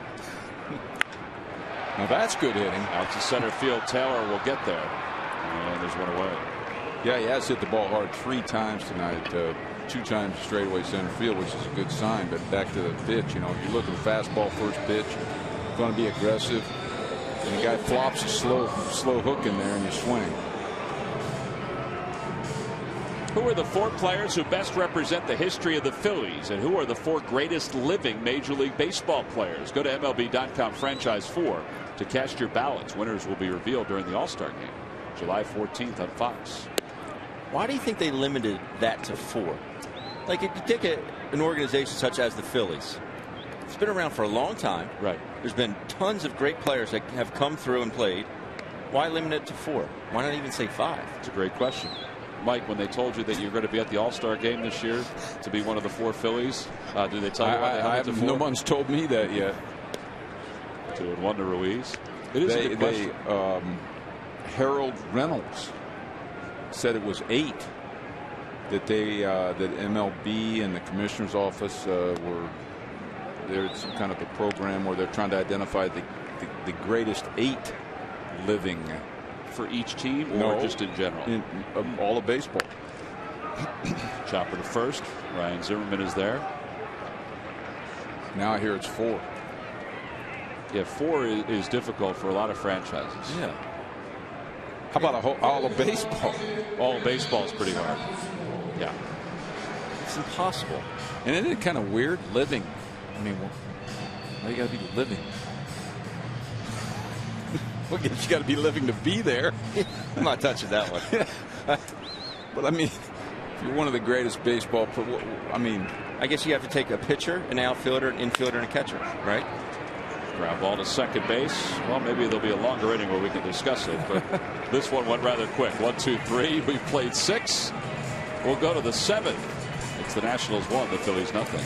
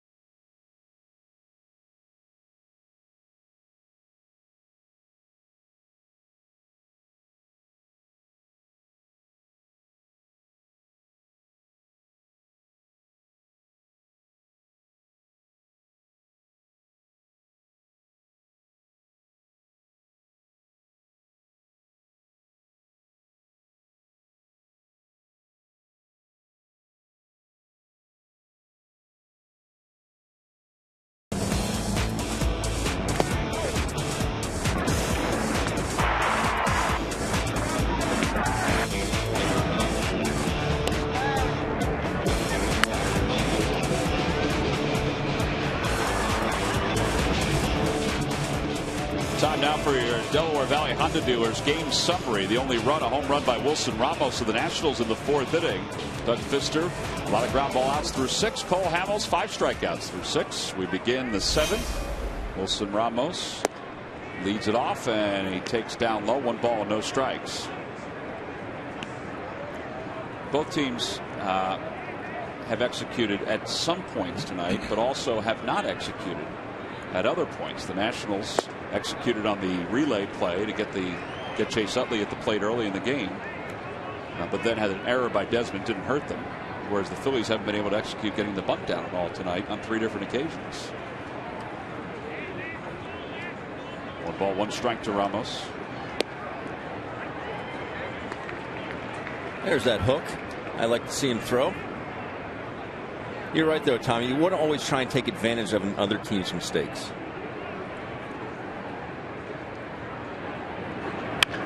Chopper to third. Blanco backs up on it.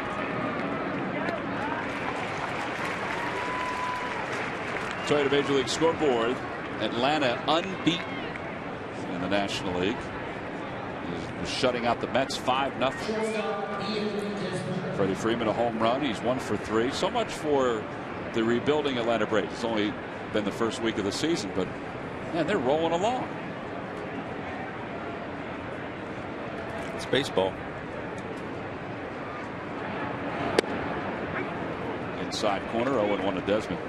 Detroit, Kansas City, Colorado, Cincinnati. Nope, Cincinnati lost today. They were undefeated coming in. And Atlanta unbeaten.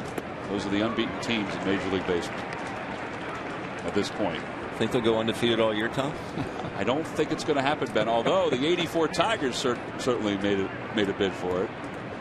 Actually, for the Tigers this year, it's their best start since '06. 0-2 pitch to Desmond. I think we should note that Cole Hamels is really looking strong. We are in the 7th inning. 99 pitches. This will be his 100th pitch of the game right here. Fastball command's been better. And he looks as good now. Very good. He did even better than he did in the first inning. Let it go, let it go, let it go, let it go. Oh, he's got to get it quickly. Throws to first, and it's in time. That's a great play. Wow, what a great decision by Blanco. What a scoop by Howard. Now will the Nationals argue? I'm glad he didn't listen to me. This is one of those ones where you have no play at all, so you might as well see if it'll just kick foul. Man, what a slick play that was. How about the exchange? From the time it went into his glove to the time he released it was. Watch this. Yeah, see, right there was staying fair. There was no doubt about it. And the pick. Pick by Ryan at first base. And he could run. He must have got out of the box really slow, but. Well, Matt Williams is going to ask them to review this one. We're here in the top of the 7th inning. Take another look. See if he did get him. Slowing it down. He's out. Right, guys? Ben, you got your glasses on? Is he out over there? I need a different angle, but I'm going to say I don't think there's enough to overturn it. Now you guys need to refresh me on this year's review rules. Well, there are a couple of additions to it, but one of the big things we just saw is that Matt Williams does not have to come out and argue. He can just stay there and linger, but there has to be some kind of a signal.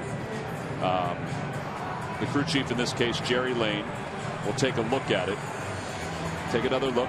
Not definitive.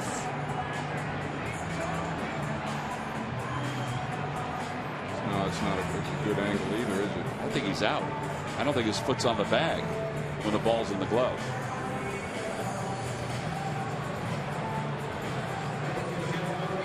Boy, that's awfully close right there. But I mean, if they review it and the play stands, does he lose a review? At this point in the game, he's okay. He hasn't used a replay challenge yet, but at this point in the game, he's okay because the umpires can then initiate the review moving forward. So Hunter Wendelstedt to your left, Jerry Lane to your right. It looks like a decision is about to be rendered. Managers may invoke a challenge from the dugout area. Any challenge is retained if the call is overturned. Tag-up plays are now reviewable. That's one of the new ones. They have not signaled yet. Call stands, although they haven't said anything yet, and he is out. He's even deliberate about that call. Come on, Jerry. Wendelstedt looked back and was like, "Did you say anything?" He wanted to tease him a little bit. No. But tag-up rules are the new one that's added. Now that's going to put a lot of pressure on the replays to make sure that you can see in real time whether a guy was leaving the bag too early or not. Here's Reed Johnson. So the call stands. It took 1:42 seconds, and when we say call stands, it means no clear and convincing evidence to confirm or overturn the call.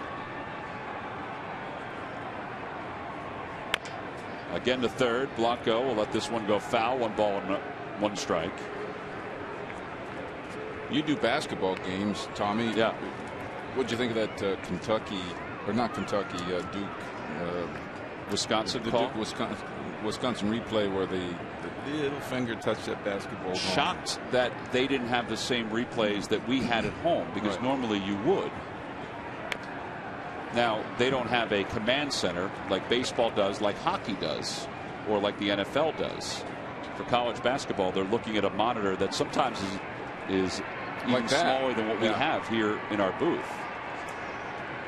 But I was surprised they didn't have the same replays that we had. That was a big call, too. I mean, yeah. You know what I mean? There's a minute and a half left in that game. One hopper to Utley. And he throws out Reed Johnson. A 1-2-3 inning for Cole Hamels. 104 pitches. Hamels very effective tonight. We'll go to the bottom of the 7th.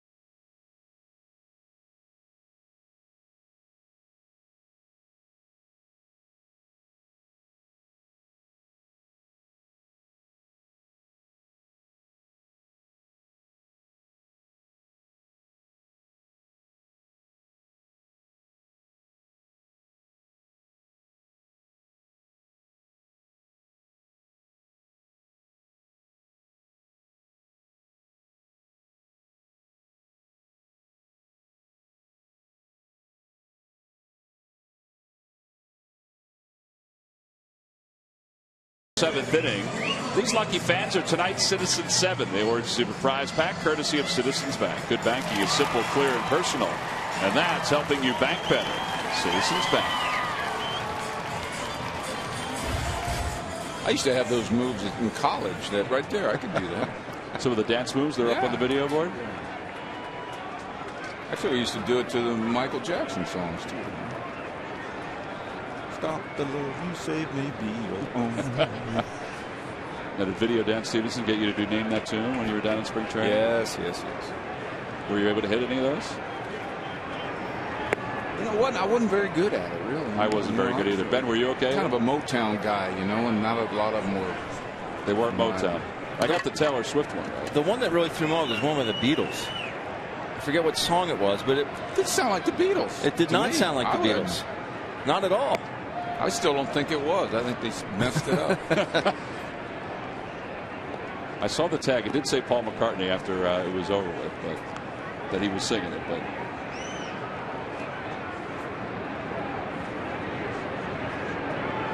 inside, 2 balls and 1 strike. By the way, we haven't let you know that Thomas McLaughlin of Drexel Hill, Pennsylvania, he's our contestant in the McDonald's home run jackpot tonight. Phillies hit a home run. We figured we'd wait till the 7th inning. And Thomas will win $300. Good luck, Thomas.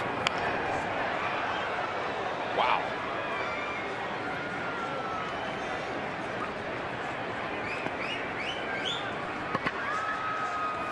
He can hit some foul balls.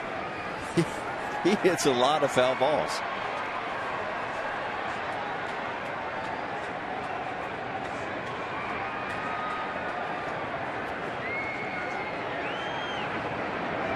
Curveball outside. 3-2.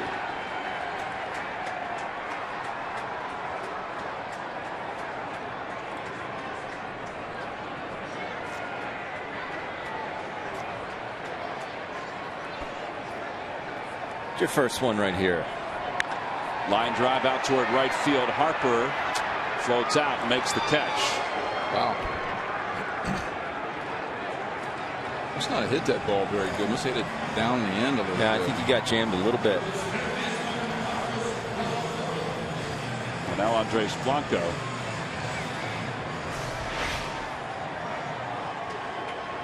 See, it looked like he got it on the end.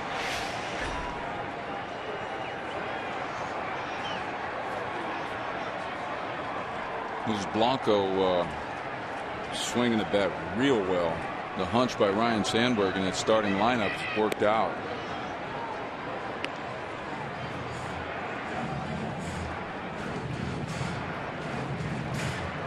Your other third baseman's in the on-deck circle. It looks like Cole's night's done. Yep. 1 ball and 1 strike. Genmar Gomez is warming up in the bullpen for the Phils. Matt Thornton is warming up for the Nationals. 1-1 pitch. That was a called strike, not on the swing, although it did look like he went.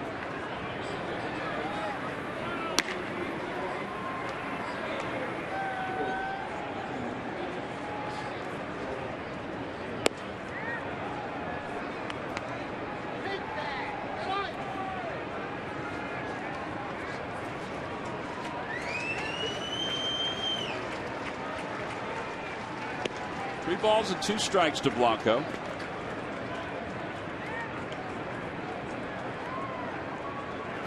There is Cody Ashe in the on-deck circle.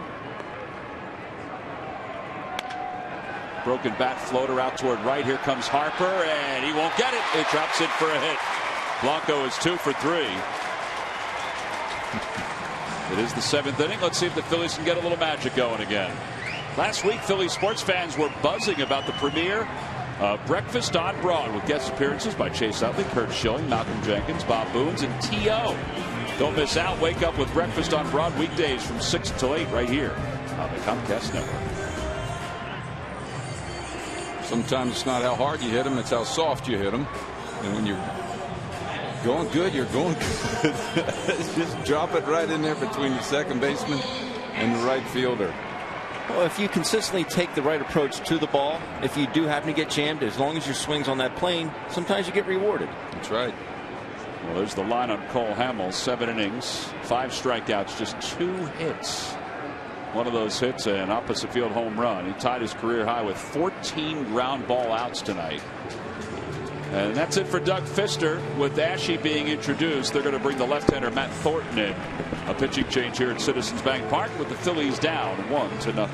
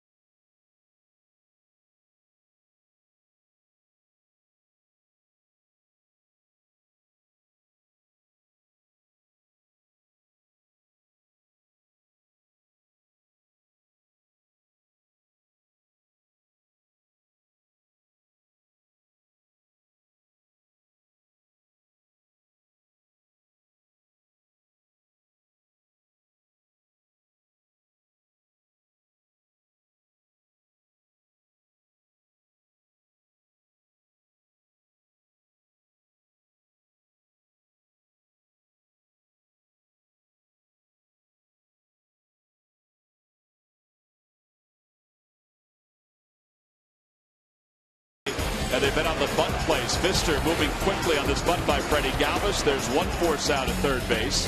Now another bunt opportunity. Fister again fielding his position well. Matt, you said, or excuse me, Ben, you said it. He got off the mound very quickly. That's exactly what you want to do. You want to be bouncing off that mound, be very aggressive, and give him credit. I mean, that's what you do, and give Escobar credit for getting back to the bag to make the play. Brought to you by your local Hyundai dealers. Doug Fister, 6 of the third, 6 hits, 1 walk, 1 strikeout, a boatload of ground ball outs tonight. He is responsible for Blanco over at first, and now Darren Ruff will bat instead of Ashe.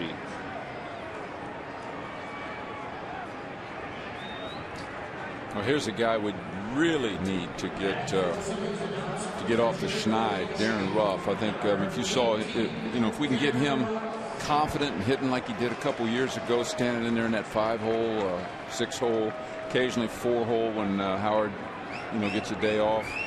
God, it would help the team out. talking to Larry Bowen in spring training about Darren Ruff, about him playing the outfield. And he said, listen, we're going to get him at bats. It's just now whether he performs during those at bats. 1 ball, no strikes to Ruff with a runner at first.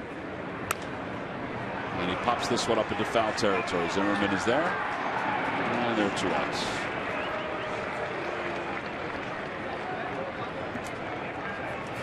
That ball got in on his hands. Cold night, to sit on the bench all night, come in, ask to pinch hit like that on a cold night. It's tough, but that ball's just off the inside corner a little bit. Matt was coming up with Seattle when I was in Seattle, and he was not fun to catch. Call for a sinker, ball would cut. You go out to the mound and say, Matt, what's going on? I don't know where it's going. You don't want that from a guy that's throwing the upper 90s from the left side. But he's put it together multiple times at the All-Star game. He's had a great career. Great career. They picked him up last year from the Yankees organization. He was put on waivers. They took him. Ball gets away from Zimmerman. Unfortunately, hits Hunter Wendelstedt, and Blanco's able to get back. Well, that is such a bad break. Wouldn't that have been something? That would have been unbelievable. The umpire is part of the field of play, so it's not a dead ball. That would have been a 1-3 U3. Yeah. And there would be nothing that Andres Blanco could do about it. Now Blanco's got some dirt in his eyes. Because Sammy's yelling, go, go, go. Yeah. As soon as it goes off his glove. And then Hunter Wendelstedt, you think he's yelling, no, no, no. Absolutely, he's yelling. Oh, he sees it. He sees it go off of Wendelstedt. Luckily, he was looking back.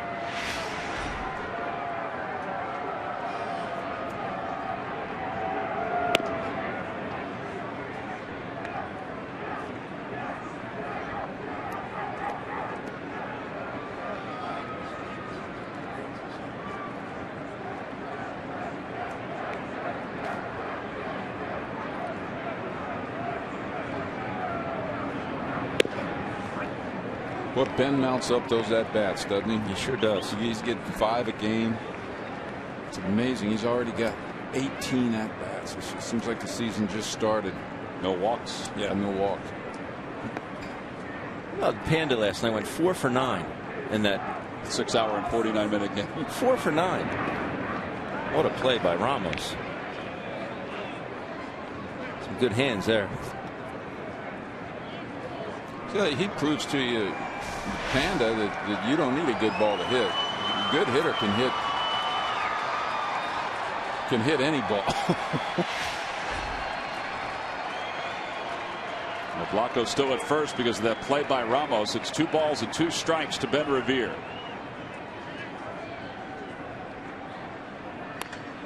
Out toward right center field, excuse me. Bryce Harper is there, and he puts it away. The inning is over. No runs, 1 hit, and 1 man left. Cole Hamels on the wrong side of this decision. Doug Fister, meanwhile, on the positive side.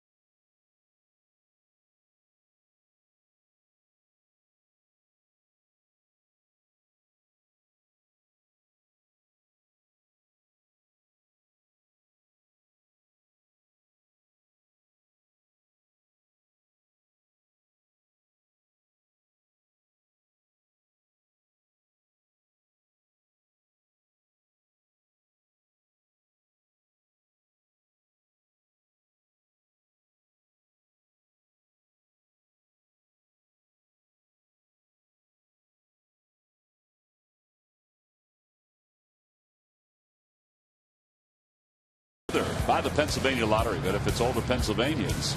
Buy your Delaware Valley Honda dealers. Hurry to your local Delaware Valley Honda dealer or visit DelValHondaDealers.com today. Busy day for the Fanatic. Fanatic and I were both at the Media Little League opening day today. Very entertaining. The Fanatic was hampering the president of the Media Little League from making his announcements when he took his script and threw it, and the wind blew it to the other side of the field. It was windy today. Here's Jedmar Gomez, third ball game for Gomez. And he will face Danny Espinosa with Clint Robinson waiting on deck. Espinosa, switch hitter, batting left-handed, 0 for 2. He's grounded out to shortstop twice. Only 2 hits tonight for the Nationals. Cole Hamels was outstanding, but the Phillies just could not push any runs across the plate in support. And one of the 2 hits, a home run by Wilson Ramos.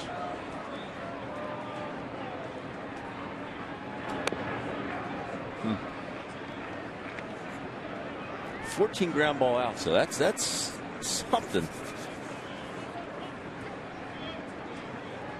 It's got to. I know that Cole says all the right things when it comes to the lack of run support, but it's got to wear on you after a while. Yeah, his facial expression as we went down in the last inning was not a good one of disappointment. He's entitled to be. I mean, he's human.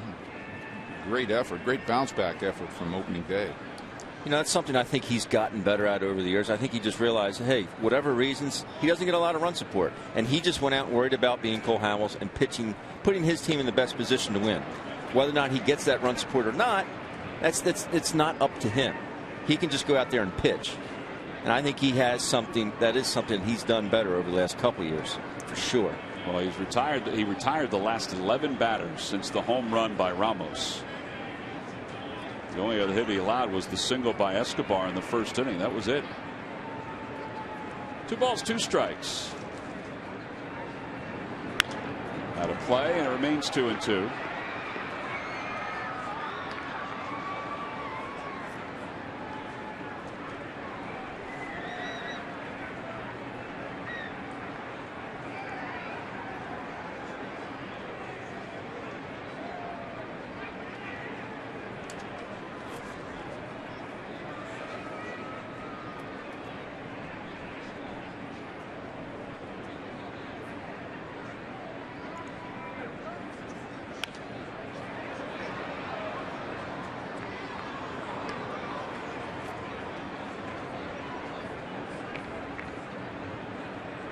Gomez part of a Phillies bullpen that has not allowed a run in the last 9 innings of work. In fact, the bullpen has an earned run average of around 2 for the first 6 games, or excuse me, 5 games of the season. 2 balls, 2 strikes. And he pulls it toward right. Sizemore going back. It's over his head. A 1-hop off the scoreboard. Espinosa's on his way to second, and he'll get there sliding. Leadoff double, only the 3rd hit of the night for the Nationals. Time for the Major League Notebook. Murph, take it away. All right, thanks a lot, Tom. It is indeed. And Detroit Tiger fans are holding their breath. Victor Martinez left today's game after hitting a single in the 5th inning with a knee injury, an apparent knee injury. He, of course, is coming off of meniscus surgery in the offseason. Word is not definite on what the injury is. We'll keep you posted on that. And stop me if you've heard this one before. Mets closer Henry Mejia suspended 80 games for use of PEDs. That came down today. He is currently on the disabled list, but he will be suspended for those 80 games. He tested positive, says doesn't know how they got into his system, as we've heard before. But nonetheless, 80-game suspension for their closer. So certainly a big loss for the New York Mets, guys. And because of the rules, the new collective bargaining agreement, he is not eligible for the postseason with that 80-game suspension. That's right. Here's Clint Robinson. Last year in Albuquerque, he had 18 home runs. He's a former Triple Crown winner in the minor leagues. And he takes a fastball. It's 0-1. Well, every team, there'll be no sympathy from anybody, obviously, any team, but Every player knows what's on the list. They're informed of it. And we continue to see the issues with PEDs. You know, Tom, there wasn't a whole lot of sympathy from his manager, Terry Collins, today when he was asked about it. He said he had to go into the clubhouse and address the other 24 guys and explain to them that they would be without Mejia for the good part of the season because of something that he had done. So, you know, even the guys in the clubhouse, and, you know, when something happens like this, you know, they take it hard. And they certainly, Terry Collins certainly didn't sound like he appreciated it, finding out news today that he would be without his closer for at least half of the season. All of us could easily pass judgment if we choose to, but how does he not know how he got into a system, or how does he publicly say that? That's the thing that's so odd. I haven't an answer for you on that. I just don't get it. But I do know that on this field right now, these Washington Nationals are trying to advance this runner from second to third, and this batter just hit a foul ball by third base. Probably not what Matt Williams wants to see. Outside, 2 balls and 2 strikes. Now, Ben, in this situation as a catcher, are you trying to pitch him away, left-handed hitter, trying to prevent him from hooking the ball to the right side? Yeah, I mean, you want to say hard down and away as possible. It's the hardest pitch to pull as a lefty to yank towards the right side. But if you do get in a favorable count and you think you can make a pitch, plus, if you get a guy that's diving, knowing what the pitcher wants to do to you, well, that'll advance him. Goes right between the 5 hole. If you see a hitter that's just out there diving, you can run one in there and maybe catch him looking. Yeah, by diving, you mean jumping out over the plate, yep. Looking for the ball away. It's an unusual pitch. Usually Chuchi's all over those balls in the dirt. And you crossed him up? No, I just think he had a tough time moving to his right there. And ball, he could have caught that in the air. Maybe he was expecting the pitch to be down and away. He kind of hooked it out of his hand. Well, now the Phillies will play the infield, and it's 3 balls and 2 strikes to Robinson. And a looper out towards center. That'll drop in for a base hit. Scoring easily from third is Espinosa. And there's an insurance run for the Nationals. It's now a 2-0 ball game. Yeah, it's a big run, too. It means, you need 2 to tie, not 1. And so it makes a big problem for the offense.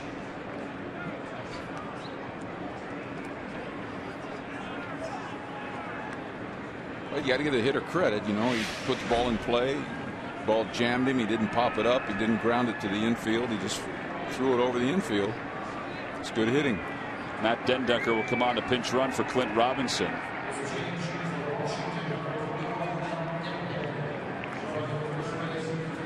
Dendecker just acquired from the New York Mets right before the start of the regular season for Jerry Blevins. Michael Taylor is now the batter. Still nobody out here in the top of the 8th. I would think this would be a bunt, Ben. He's already got 3 strikeouts.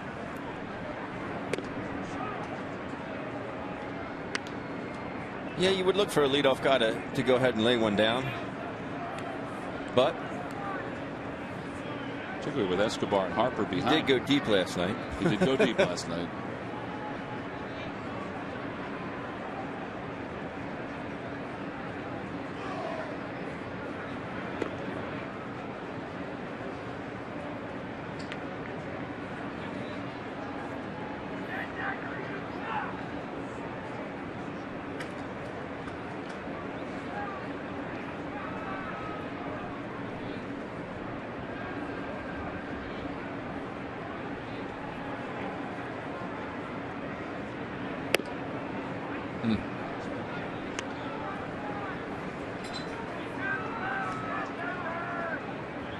See Diekman getting loose in the bullpen. That's most likely for Harper. Yep. Yeah, the right-handed Escobar is on deck, and then Harper to follow. Still nobody out. Phillies infield a double play depth. And the 1-1 pitch. That time he shows bunt. He did not offer at it, according to Hunter Wendelstedt. Now it's 2-1. I think that was a take all the way. tell you what, he really, and that's something you can look for maybe later on in the season, he really got up on that bat to shorten that for a bunt. He really came off the knob because he's been down on, and he's really choked up there. He's choked up again. We'll see. Every time the Phillies pitchers retired the opposition 1-2-3, Hamels did it his last 3 innings tonight. Comcast will make a contribution to Phillies charities. Phillies baseball is brought to you by Xfinity, the official entertainment provider of the Philadelphia Phillies.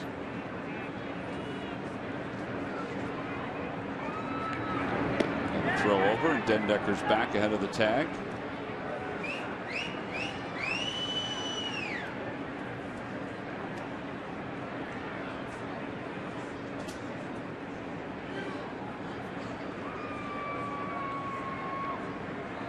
A lot going on here. A lot of times they'll give the sign to hold and step off, see if the batter gets himself away that he's bunting. But no, that must have been just a straight take. Or he missed the sign. Pitch, yeah, or he missed the sign. See Rhino giving the signs to control the running game to Ruiz.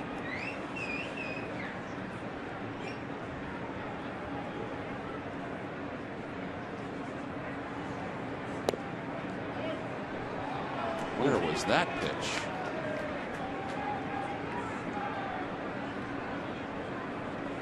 Yes, Jerry had that ball low. He must have had it low, right? It looked like it was right down the middle of the plate. That was the golden sombrero. You didn't hear anybody barking from the dugout on it. Let's see what Dendecker does at first. 3 balls, 2 strikes. Out toward right field. Sizemore comes sprinting in, and it drops in front of him.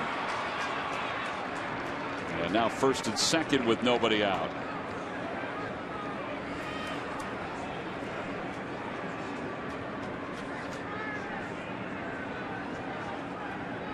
And Escobar is coming up. Quick meeting on the mound between the infielders and Genmar Gomez. Chase Utley comes running in. Ruiz is out as well. I don't look at Escobar as being a bunter per se, but would this scream for a sacrifice bunt? I tell you, for me as a manager, I would bunt for sure right here. Absolutely. I got a 2-run lead. I can turn it into a 4-run lead. I can pretty much put the game, 4 runs. The other team's got to score 5 to beat you.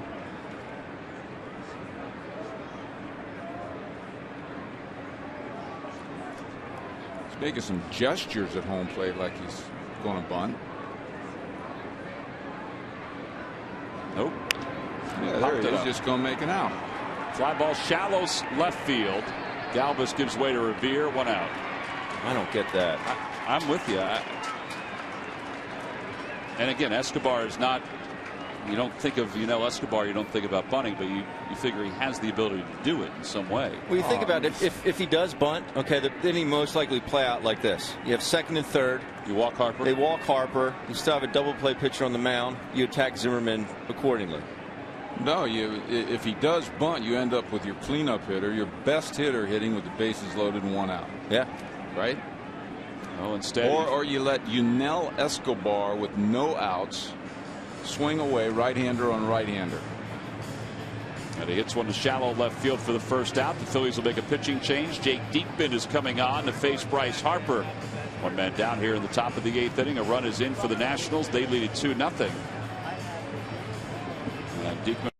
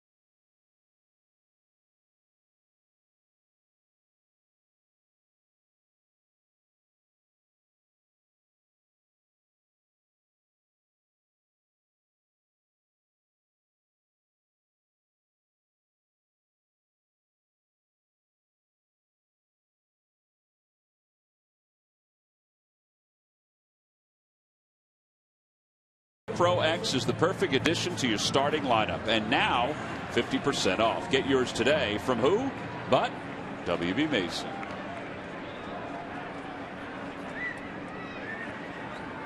Top of the 8th inning, 1 man down, 2 runners on, and Jake Diekman will take over for the Phils. Diekman, 2 games so far. Second game much better than the first. He allowed a grand slam in the first. And Bryce Harper, who is 0 for 2 with a walk, will be the batter. Nationals have scored a run in this inning on a pinch single by Clint Robinson.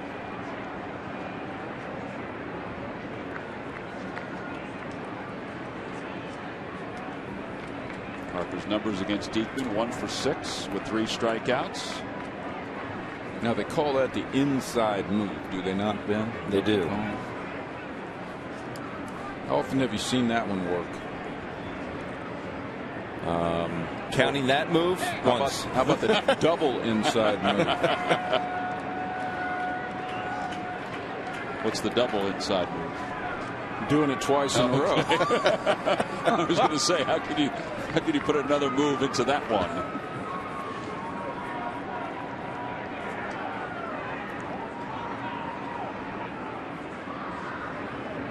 Harper lays off the breaking pitch, and it's in there. It's 0-1. Man, he was right on that one. Good luck with that one, Bryce. That looked like John Kruk facing Randy Johnson. Yeah.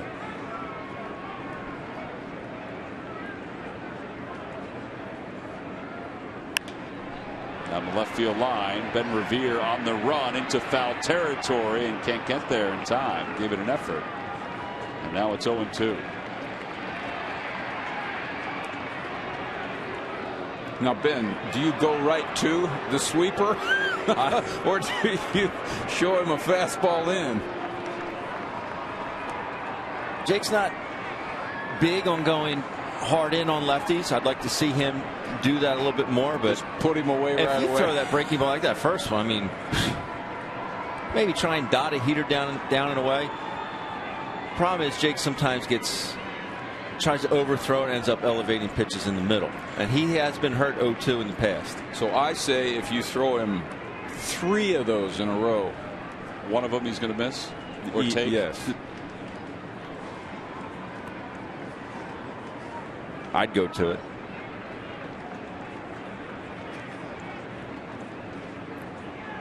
Goes fastball outside. 1 ball and 2 strikes. If I was Harper, I'd have swung at that and prayed. There's something straight I'd have got a hack at. You can bet right now he's got it in the back of his mind. Let's see what he does.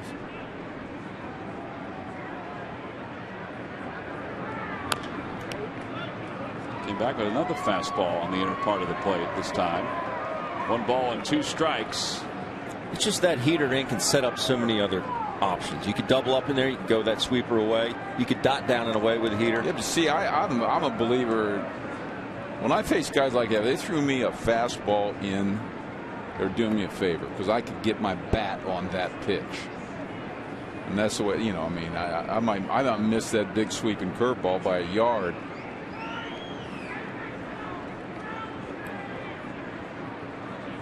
There you go. So, you think we needed the 2 heaters to make that happen? Maybe. You know. It's a great pitch. Terrible swing.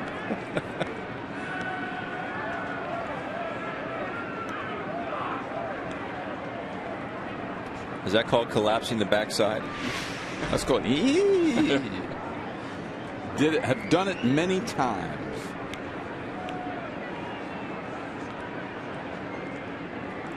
Two outs. Ryan Zimmerman is the batter. He is 0 for 3. Slider way inside. 1 ball, no strikes. Zimmerman forgot about the speed up rules. He just danced back into the box real quick.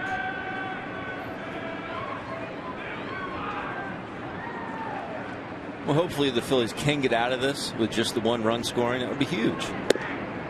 Good pitch. Sure would, because when we get 3, Matt Williams will wish he would have bunted. I am still baffled by that.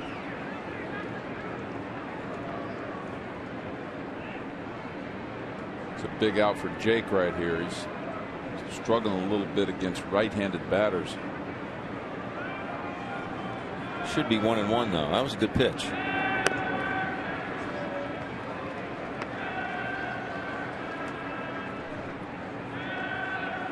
Now, why is he taking that pitch? I mean, did he call that a strike? He did call that a strike. When? Like 10 seconds late? I didn't see it. I thought it was ball high. Called it a strike. Yep. To answer your question, I don't know why. Why? 2-0? 2-0 fastball from a left-hander. And now he's even it up 2-2. Quite honestly, I think the game should be changed to 2 balls and 3 strikes. Why? Oh, excuse me. 2 strikes and 3 balls. 3 balls. I'm sorry, I got that backwards. Why do we need 4 and 3 when we could get by with 3 and 2? So you should have been around when Abner Doubleday came up with the rules, and you could have debated it with him. Cleanup hitters taking fastballs right down the middle, 2 men on, left-handed pitcher. They don't need. Nice. Swing and a miss. He got him 96 tailing toward the outer half. Back to I don't know why he didn't strikeouts. swing at that pitch. 2-0 pitch. It was a better pitch than the one he swung on. Yeah. God. Diekman works out of the jam. Bottom of the 8th. Freddie Galvis due to lead it off for the Phils.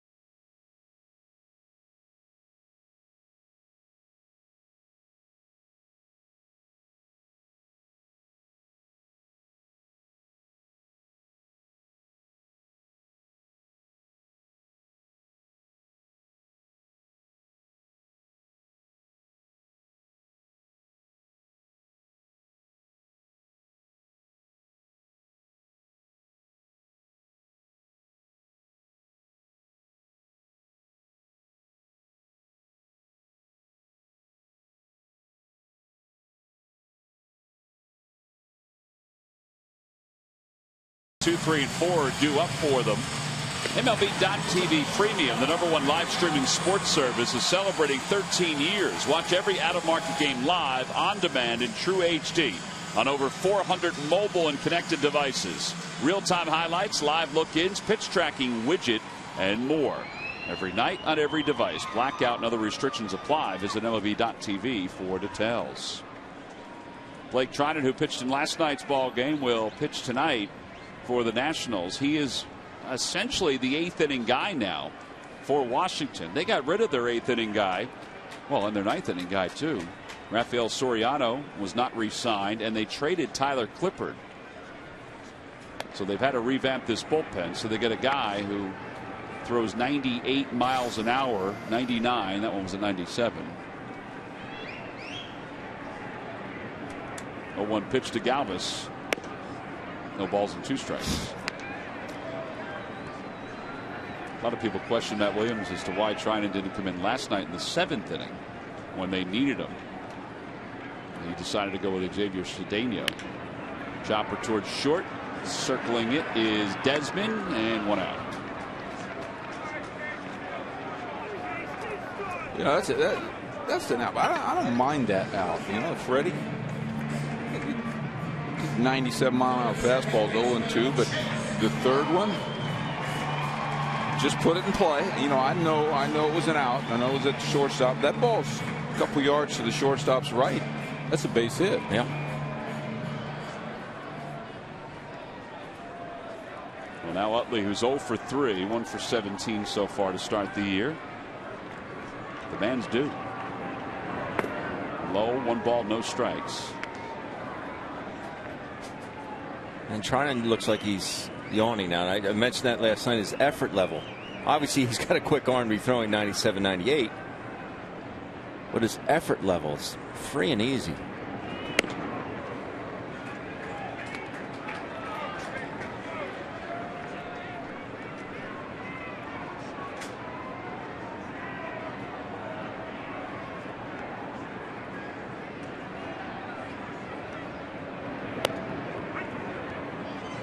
This guy reminds me, it was the picture in my mind that I have of you when you pitched. Really? Yeah, you know, it's free and easy. You said you threw 95 effortlessly. No, I didn't say effortlessly. There's a base hit for Utley. It's a center field. A 1-out single. I throw it as hard as I could every time. But people did tell me that it doesn't look like yours, but I was trying to throw it as hard as I could.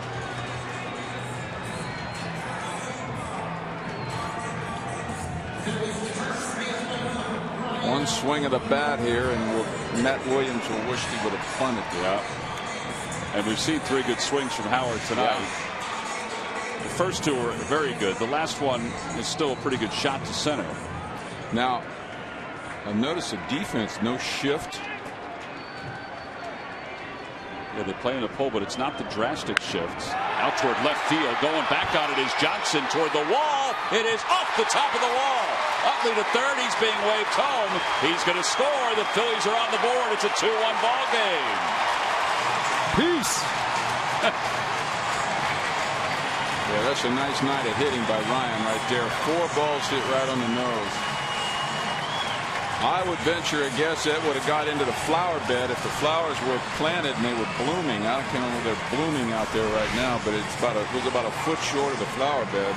Yeah, Ryan Sandberg's coming out. He actually looks like he thought he got it. Boom! It's less than a foot short. Well, it's got to go over that fence, I guess. Yeah, it's got to go over the little half fence into the flower bed. I would think we'd a little pinch run action here, maybe. Yeah. Cesar Hernandez is going to come out and pinch run for Ryan Howard. I think that leaves us with Rupp and Francoeur on the bench. That is it.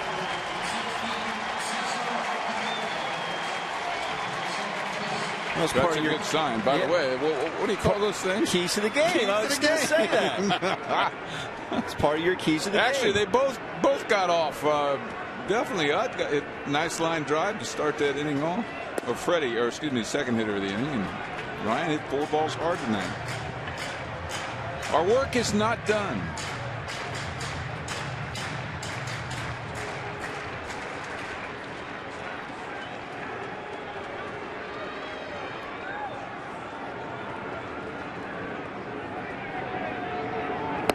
Swing and a miss, 0-2. That's filthy. Oof.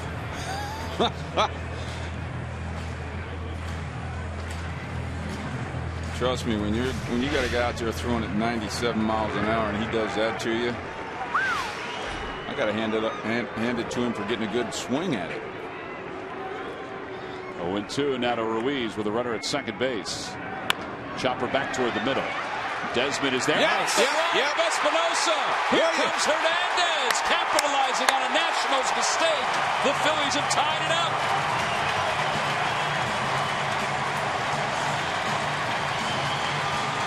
What does Matt Williams wish he'd have done? He wished he would have bunted to El Escobar. But, you know, it goes back to, here's what it goes back to. It goes back to putting that ball in play. Yes. Anything can happen if you put it in play, especially in the middle of the field. Just bad communications there by the middle infield. I'd like to see Desmond take that ball. I agree. They've scored it as single and an RBI for Carlos Ruiz. So here's Grady Sizemore, still 1 man down, 2 runs are in. It's a 2-2 ball game. By the way, with Hernandez coming on to pinch run for Ryan Howard. Sizemore fouls it off. You mentioned Francoeur and Rupp are the only ones on the bench. RUPP. So they'll probably move, I would think, Utley to first, and Hernandez will play second base because they've already used Ashe. They've already used Ruff. Good call. I think. Or that maybe they move Blanco. Blanco to short, maybe. Hernandez at third. Inside. No, Ut is ready. He's ready to play first. Ready to play first base? Oh, okay. yeah.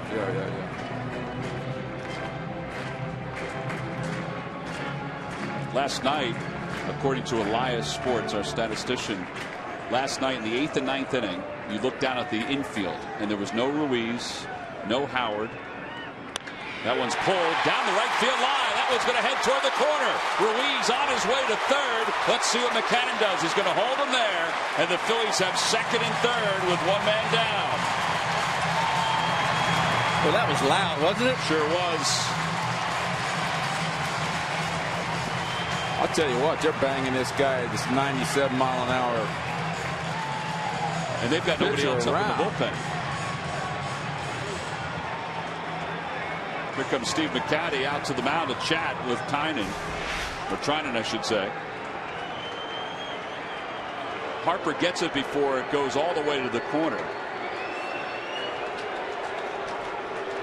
We're seeing some good things here, guys. I'm seeing some good things. I mean, I surely early in the game didn't like the lack of fundamentals on the, the poor bunting and all that. And I love the fact that Matt Williams didn't bunt. We even talked about that. I mean, he could put that game away if you could get a couple more runs. Now they're leaving the Phillies with that good chance, and the Phillies have come through. And they've got less than 2 outs now with runners at second and third to try to get the go-ahead run home. And you know what? You know what? You got to pick your poison here. You want Herrera or Blanco? Hot hitter Blanco. Who's the switch hitter, by the way? Right. By the way, to finish that point before about last night, 8th, 9th inning, first since 2006, when you look down at the infield, last night no Ruiz, no Howard, no Utley, no Rollins, of course, for the 8th and 9th inning. It's only happened 21 other times, whether it be innings or outs, since 2006, that one of those 4 have not been in the game. Really? Here's Odubel Herrera looking for his first big league hit. The infield is in, runners on second and third. And the pitch from Trinan. Chopper right side, picked on one hop by Espinosa, comes to the plate. Ruiz is out at the plate. He was going on contact.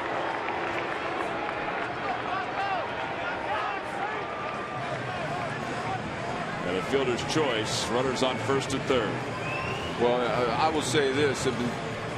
All you can do as a hitter is try to hit the ball hard. Hit it right at somebody. I'm not saying he hit it really hard, but I mean, he did hit the, this ball could go through the infield, but it was hit perfectly, one hop, tailor-made for the defense right at him. I don't know if he's tagging him or not. Twice Ramos is going the opposite way. Ooh, Chooch. Did he get him? He got him on the shoulder, but. Well, we'd never know by that angle. We don't know, assuming he did. So here's Blanco, 2 for 3, double last night. Takes outside, 1 ball and no strikes. Francoeur is down to the on-deck circle to pinch hit. That's not a crazy idea, drop a bunt right there. Could have been taken, but it's not a bad idea. Of course, he's moved the third baseman in.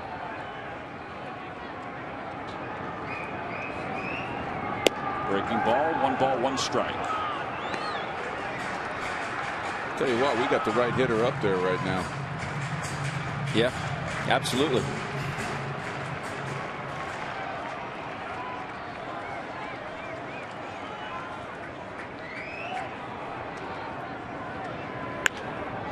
It'll be out of play, and it's 1-2.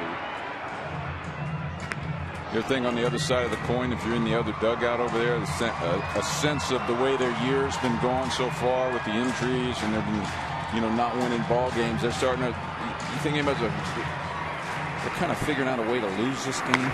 Yeah.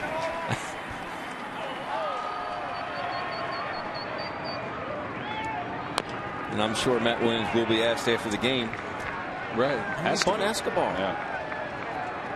And he'll have an answer, whether everybody agrees with it or not. He'll have an answer with what his decision was. Could be what you and I were talking about, Mike. That maybe Escobar can't bunt. He has to be able to bunt, though. You would think, right? We can all be a Monday morning quarterback, but it's just you look at it, and that's the right move. Another foul ball. It remains 1-2. Blanco battling here.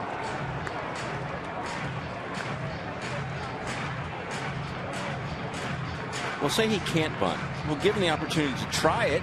If he doesn't get it down, then let him swing away. Totally agree.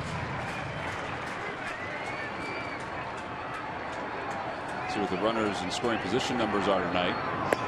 And a call, strike 3 on the outside corner. Blanco is down looking. The Phillies have tied it up, though, here in the bottom of the 8th inning. Ryan Howard, an opposite field double off the top of the fence, and then Carlos Ruiz, a little luck off the glove of Espinosa. We're at 2-2 as we go to the top of the 9th here in Philadelphia.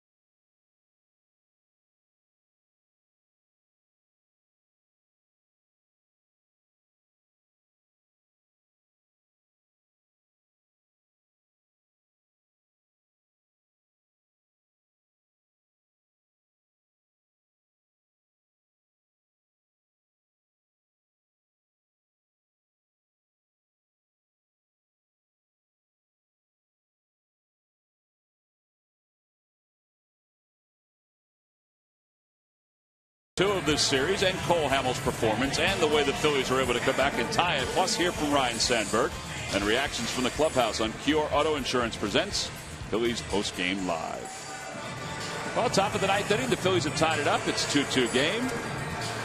Cesar Hernandez does stay in the ballgame to play second base, and Chase Utley will take over at first base the first time since August of last year against St. Louis. 27 career games for Utley over at first base. One error, a .995 fielding percentage. So Papelbon's in. It's normally the case. Closer comes in the top of the 9th inning in a tie ball game, or I should say at home in a tie ball game. Brought you a Hatfield dog. Philly Frank here. Ramos chops the first pitch toward third. Blanco behind the bag. Chase with a nice little stretch over there. Kept him getting hit by the runner. He could play that position without a Here problem. we go. Right? Watch it. Yep. That's not easy, folks. Particularly when you haven't played it that often. Yeah, your first throw. Oh my gosh, I hope I catch this. Look at Alex Rodriguez today. The first throw to him, or one of the first throws, second inning, dropped it. Sorry for talking with my Hatfield dog in my That's right. I tell my kids to stop doing that all the time. Desmond swings at the first pitch, mile high, foul ball out of play, and it's 0-1. Ooh.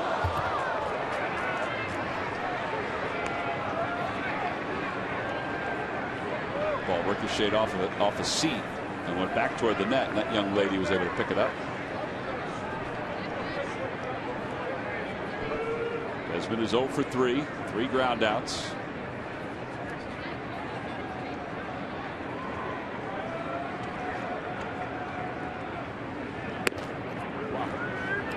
I figured out what makes Papelbon so, what's it, nasty tough is he really throws across his body and reaches way out there. Like he got a great angle right here too. Hides the ball behind his body. He hides the ball very well.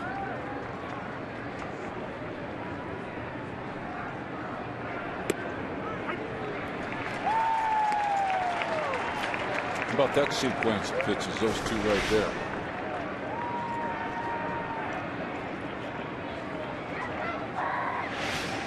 His command has been very good the last couple of years. 1 ball, 2 strikes. Well, Ruiz wanted it down, and now it's 2 balls and 2 strikes. It's a good split right there. Very good split finger. I wonder if he developed that windup for that reason, where he hides the ball behind him. Imagine how hard it must have been when he was throwing 95, 96 with that split, when he would tuck it like that.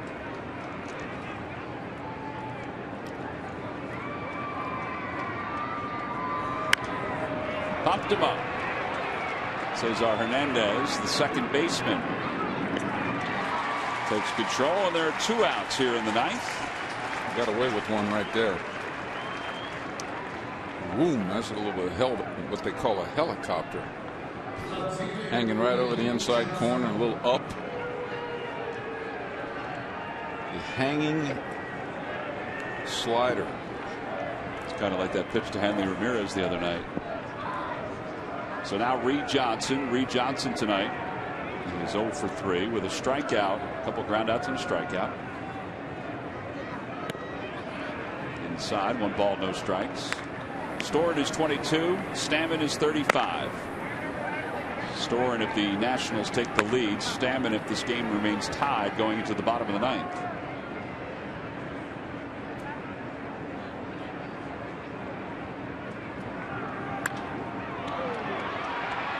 I think we need some new lumber. Blanco runs out of room. And it's 1 ball and 1 strike.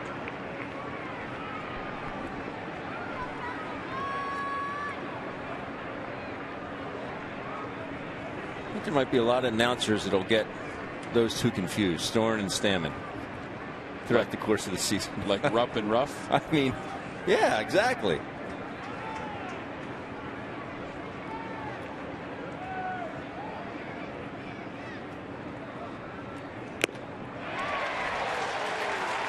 One ball and 2 strikes. A little foul tip. 91 on that fastball. See if Papelbon can keep this this boat moving along, get this last out here, and give the offense a chance in the bottom of the 9th inning.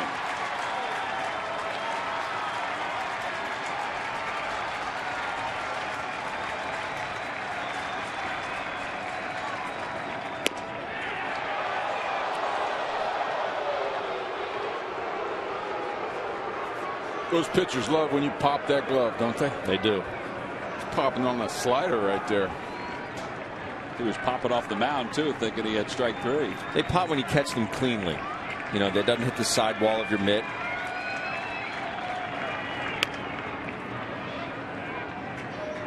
I know earlier, Tom, we were talking. You said you used to use oil in your gloves. I used Abilene. I use shaving cream. Shaving cream would work. I used that when I was a kid. But Abilene makeup remover is what it is. But it kept the leather moist, and it didn't make the glove heavy. I always enjoyed using that. And it popped.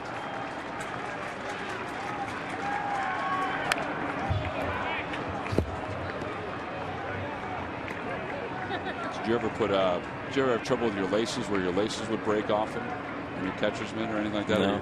Or your fielder's glove, the laces would break it off? Apparently you did. I did. I put clear nail polish on the laces. It hardened the laces, and as long as it was tight enough, it never broke. Huh.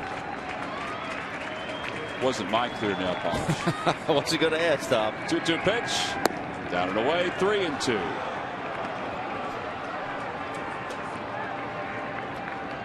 Who taught you that trick? That's a great question. Somebody must have said it to me when I was younger.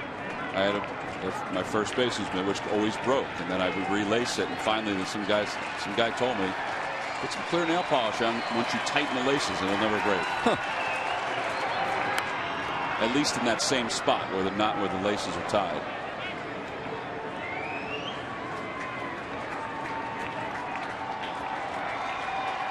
Ray Johnson's having a great at bat here. Fouled off a lot of pitches and he's seen them all. So hopefully Pats get the best of them, get a run, and get a W.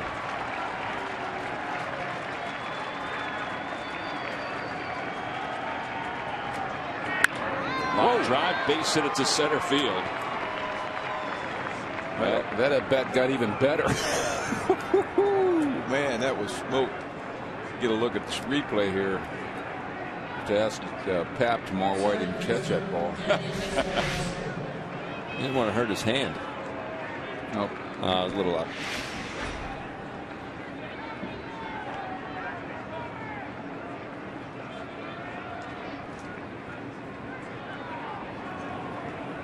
Danny Espinosa is the batter. Espinosa doubled his last time up, scored a run. Tyler Moore has come out of the on-deck circle to pinch hit. Nationals now with 6 hits. There's Moore. Phillies with 10 hits. Espinosa has one of the 6. Out of play, off to the left and into the second deck. It's 0-1.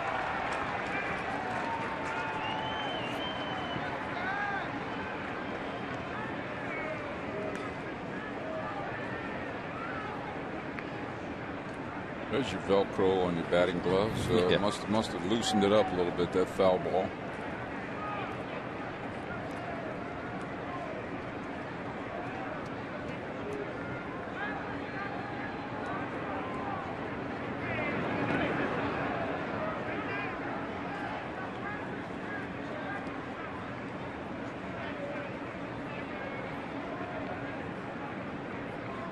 In my mind, I have Hawk Harrelson going back as the first guy I ever remember using a glove to hit with, a batting glove.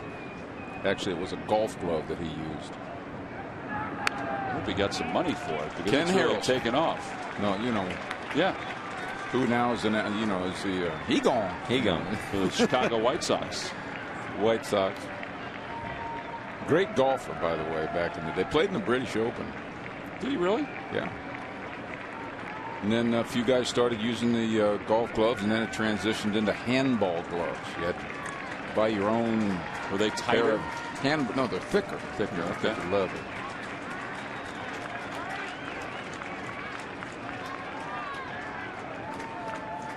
Got a little weird thing going here. There we go.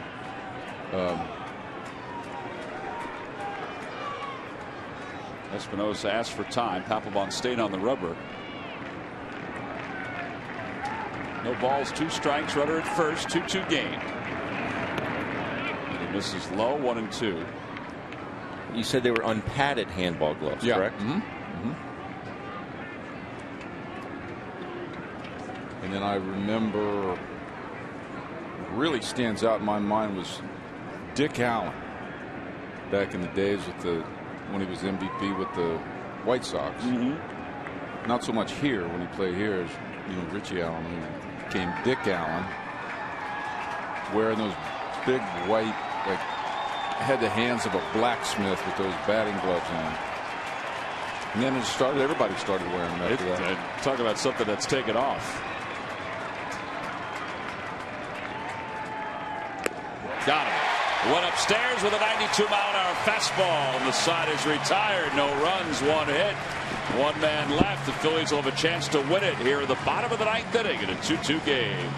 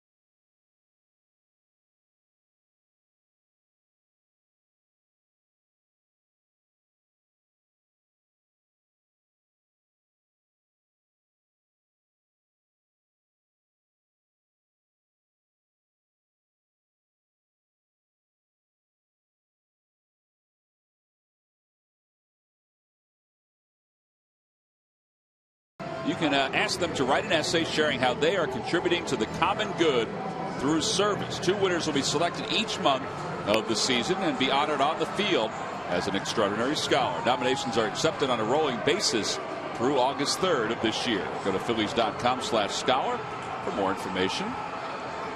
There were 2 young ladies that were honored just earlier this week on this homestand. Well, Jonathan Papelbon pitches a scoreless top of the 9th inning. There are the 2 young ladies. That is Jana to the right and Julia to the left. One from New Jersey, the other one from Pennsylvania. And the Fanatic is making some new friends. Of course, next month there will be 2 more. Here's Jeff Francoeur to pinch hit against Craig Stammen. Francoeur takes low, 1 ball and no strikes. Francoeur 3 for 13 so far.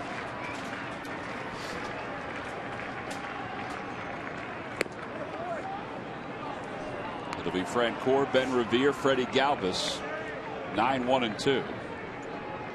Jeff thought that was a little high.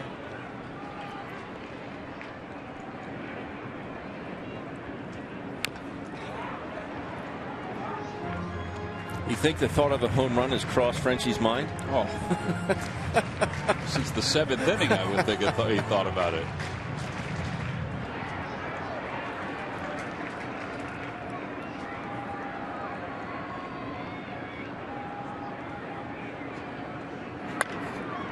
That's a fair ball down the first base line. Francoeur on his way to second. Get the there. Throw by Harper is and hit him. He's safe at second base. He'd better smile. Whoa, that was a great piece of hitting. Great piece of hitting. I gotta say it, piece of hitting. Talk about a 2-strike poke swing. I love it. Boom, look at that. Right over. I'll tell you what. Tell me, Bill, was that about the last thing you thought you were going to see from Jeff? Yes. Poke one over the first base bag on the ground, right? Huh? Emergency hack. Oh, my God. That's hard to do, folks. All right, well, here we go again. All right. The fundamentals of baseball. Do they allow Revere to swing and pull the ball and move over to third? No. He squares. Takes inside corner. 0-1. You know, and the more you fail at these mechanics, the more pressure you feel to execute them. You know what I'm saying? Absolutely. It becomes more of a pressure thing. The last thing you want to do, like you said, the more pressure, the more rigid your hands are going to be, the more tight you're going to be at home plate. You don't want that. He swings away and hooks it foul. Wow, Zimmerman was way in at first base. The problem is getting to 2 strikes. That's the problem. Is, you know, it's the old you can't strike out in this at bat. I mean, the worst thing can happen is a strikeout in this at bat. And if you get to 2 strikes trying to bunt twice, well, that's one thing. But I mean, the swing away is. And now he has to, I would think, swing away. He can't bunt. 1 ball and 2 strikes to him. Well, if Jeff gets a good secondary lead here, Ben Revere doesn't have to pull the ball. He can hit, you know, a chopper as long as it's to his left after he takes a secondary lead. He can advance to third base. Obviously, also depends on how hard the ball is hit.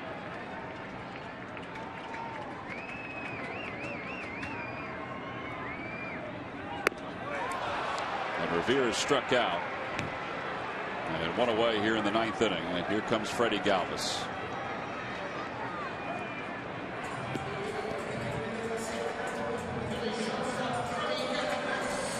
Well, this is the reason that we are tied. Our W.B. Mason deliveries of the game. First, it was Ryan Howard going the opposite way. Off the top of the fence, that scored Chase Utley. And then Carlos Ruiz up the middle, off the glove of Espinosa. A little miscommunication. It was an RBI single. R.W. Mason deliveries of the game. Freddie Galvis, the batter. Takes a strike. It's 0-1. They're going to pitch to Galvis and not to Utley. And then the star of last night's game is going to be up there, right? Yep, Cesar Hernandez is in Ryan Howard's spot in the order.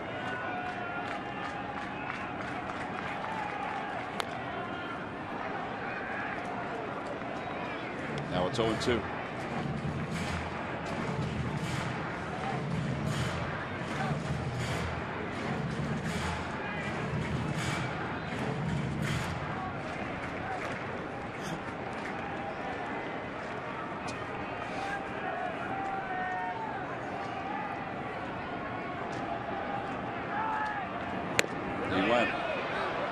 This is the third base umpire, Rackley.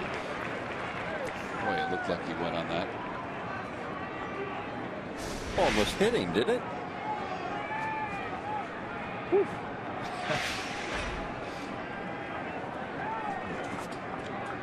Pretty close. Take advantage.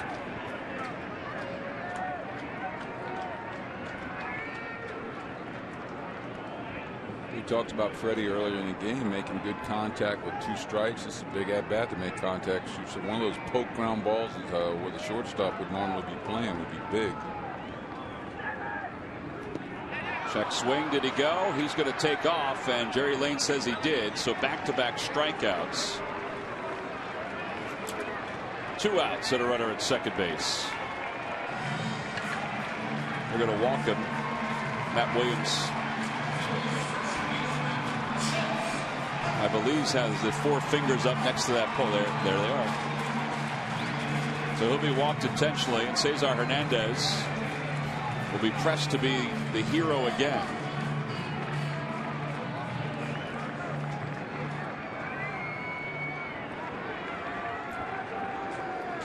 I asked Matt this the other night, Mike. Would you like to see just go to first base, or do you want to make him throw all 4?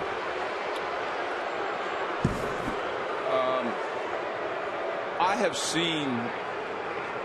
seen the pitcher throw the ball away. I saw Bob Boone rope a double to win a ball game when they were trying to walk in one time in Pittsburgh way back when. I'll tell you what, I don't think they enforce the catcher's balk. No, they don't. They definitely don't. You might want to explain to fans what that is. You have to wait till the pitcher releases the baseball before you can get out. Which he didn't right there. Right. It's almost like in basketball when there's a free throw, and I mean, there could be lane violations often, and it isn't called. And a catcher. Go ahead. This is Cesar last night against Cedeno. Scored 2, including Cameron Rupp. But what is on a catcher's balk? What happens? What's the penalty? The runner moves up. The runner would advance. Yeah, it's like the pitcher's balk. So now Cesar Hernandez batting left-handed with the righty on the mound. Runners on first and second. Winning run is at second. Takes inside. 1 ball, no strikes. Somebody marked the calendar with the first walk-off victory of the season here. 1 ball and no strikes to Hernandez. 1 for 3.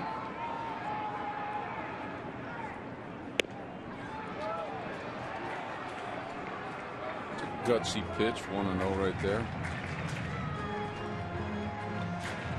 They came at him last night with a first pitch heater, and he took advantage of it, so I'll make that mistake again.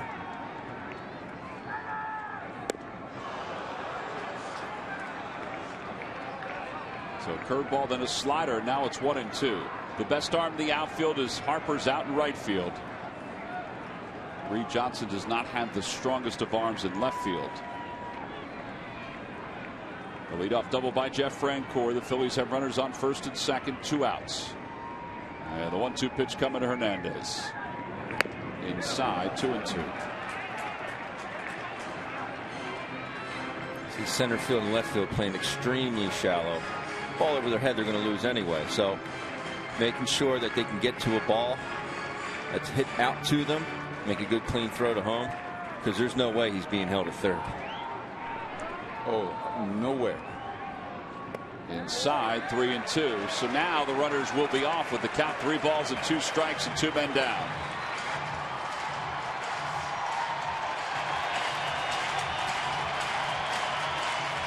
Well, this takes some disciplined hitting right here. All that activity in the field, the base runners taking off, fans screaming. And you want to be a hero. Yeah. The runners go. Pitch is swung on and missed, and gives Stammen some credit. He came back and picked up 3 strikeouts after the leadoff double by Jeff Francoeur. The Phillies foul to win it here in the 9th, so extra innings for the first time this year.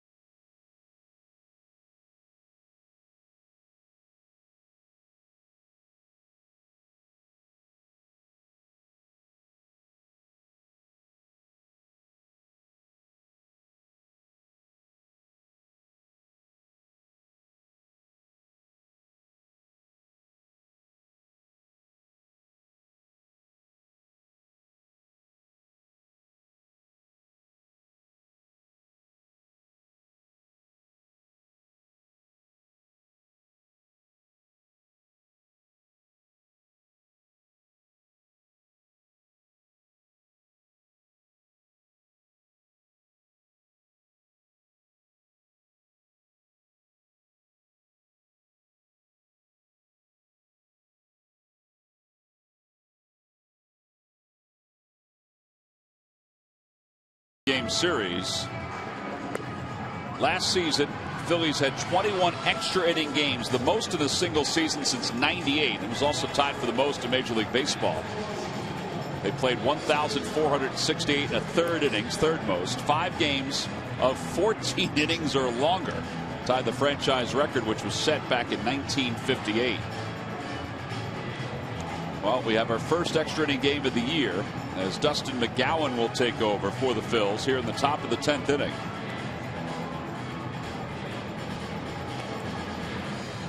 McGowan 2 innings of scoreless work against the Red Sox on Thursday.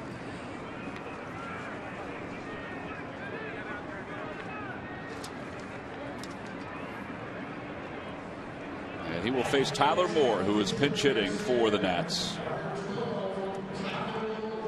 Moore started last night's ball game. He's 0 for 9.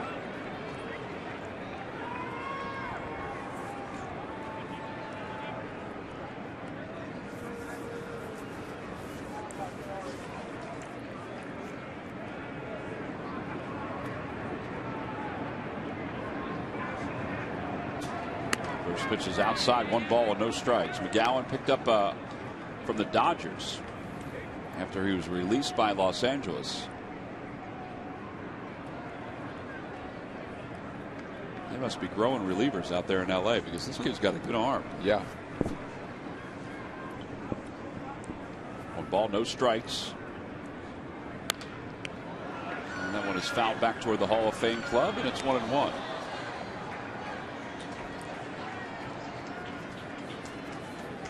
What is it about these Saturday night extra inning games? Well, welcome to them, Michael. He did say earlier that it was going quickly. I was not going to bring that up.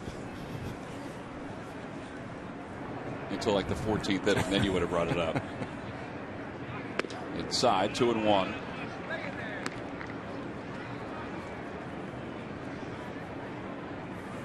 Tanner Roark is warming up in the bullpen for the Nationals. He's their long man. He's a guy who won 15 games last year for Washington as a starter.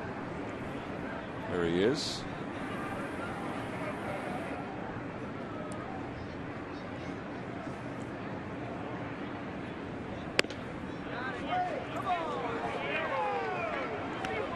Chooch wanted that one.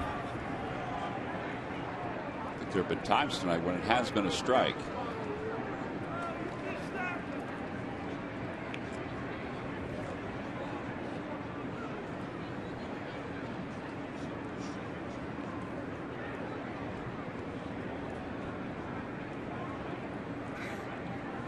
Swing and a miss. 3-2.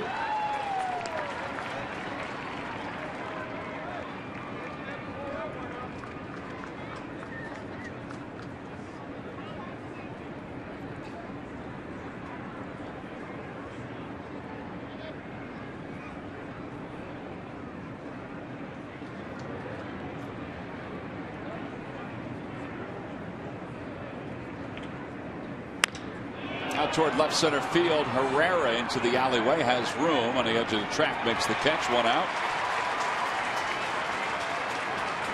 Nationals still have Lobaton and Dan Uggla available to pinch hit. The Phillies, meanwhile, all they have left is Cameron Rupp. And here is Michael Taylor. We don't have Cole Hamels to hit.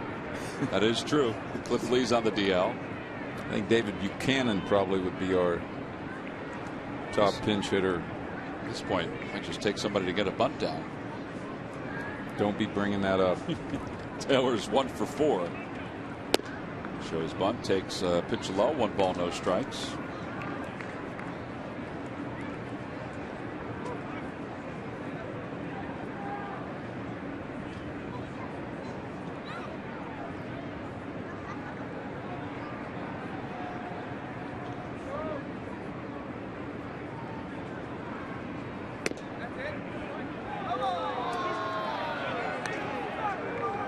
He wanted that one too.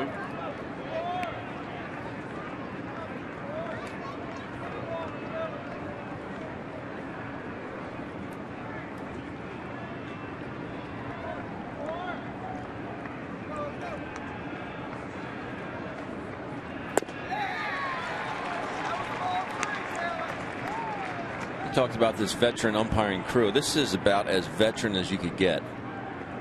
With the exception of David Rackley, and these guys have been around for a while. Yeah, between Lane, Wendelstedt, yep, and Balk and Bob. Balk and Bob doesn't like when I played. Doesn't like when you call him Balk and Bob. No, he doesn't. Stop calling all those Balks. But they have seen some games. Those 3. That one's off the mask of Ruiz. It's 2 balls and 2 strikes.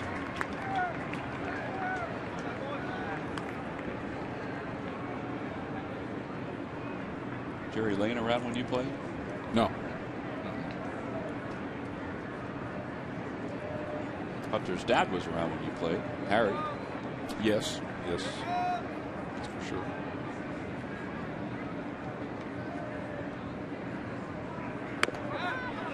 So 3-2.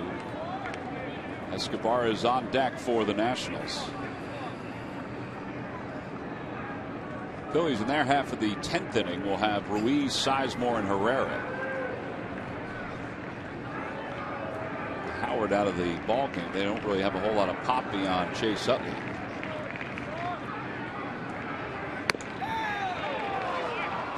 And there's ball 4. Yeah, pitch is up there, I believe. And now Escobar will come up. Now you got to keep an eye on Taylor.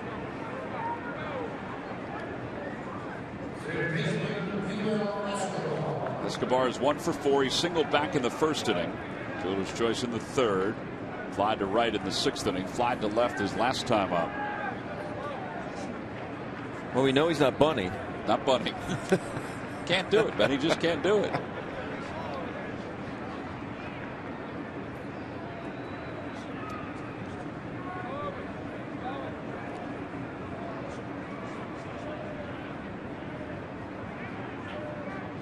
They had Taylor moving a little bit.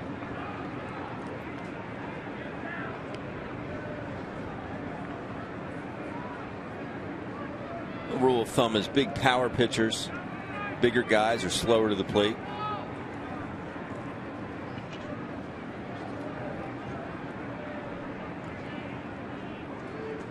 You see another throw over to first here. He's got a good sized lead over at first too.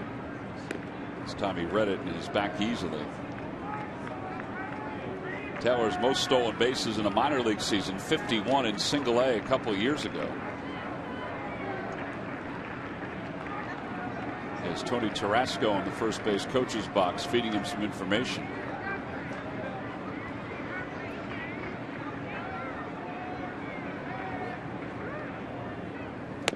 Doesn't go. Takes a strike. Does Escobar. And it's 0-1. If you notice, Tarasco, first base coaches, as you guys know, with Sammy, all carry a stopwatch now.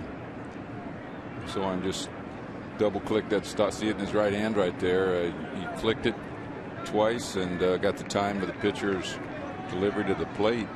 Goes over and shares that with his base runner. And if it's within a certain number, then the base runner knows that he has a good chance to swipe a bag. What is it, Ben? Is it when you say the number, it's between the time the pitcher starts his leg kick and by the time the ball hits the catcher's mitt. They say anywhere from 1.3 to 1.5 generally is a good number to go on. Anyone below that, you get a better chance for the catcher to throw the base runner out.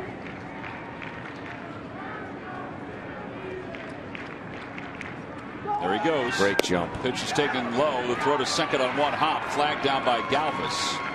But Taylor is safe at second, so he's in scoring position. And that's when you know you got a guy that can run right there. I mean, I wouldn't look to be a pretty good jump. But it was, he gets out of the box pretty quick. You can tell he can run. It was a hard pitch to, it was a fastball to throw on too. Obviously the throw wasn't on the money, but he had it stolen. Stole it on the pitcher. It was always on the pitcher.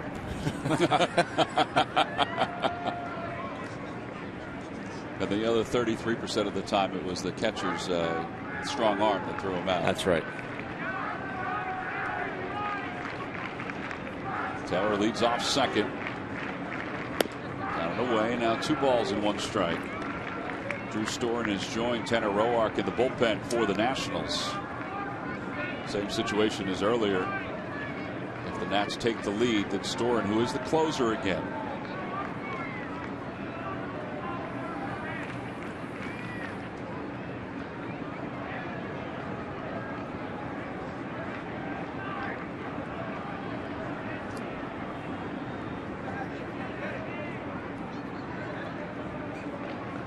For fans out there that are wondering, all those kind of moves like that inside move we were just talking about earlier in the broadcast, those signs all come from the bench.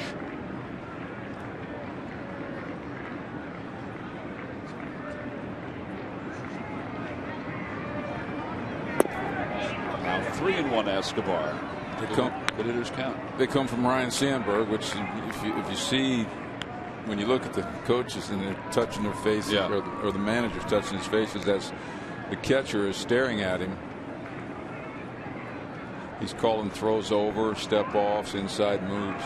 And it varies from staff to staff. Sometimes it's another coach, it's the bench coach who will make the call. Pitch. Pushed it backwards there. 3-2.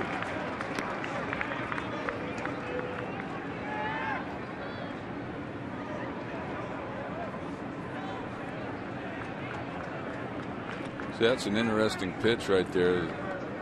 3-1 slider. If he lays off of it, he's got Harper with men on first and second.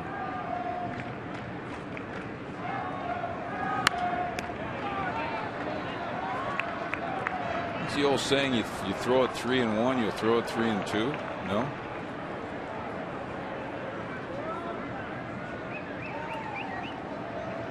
Throw it 2-2. You'll throw it 3-2. Maybe they're just looking at it. Well, Bryce Harper hasn't particularly swung the bat that well in the at-bats here, knock on wood.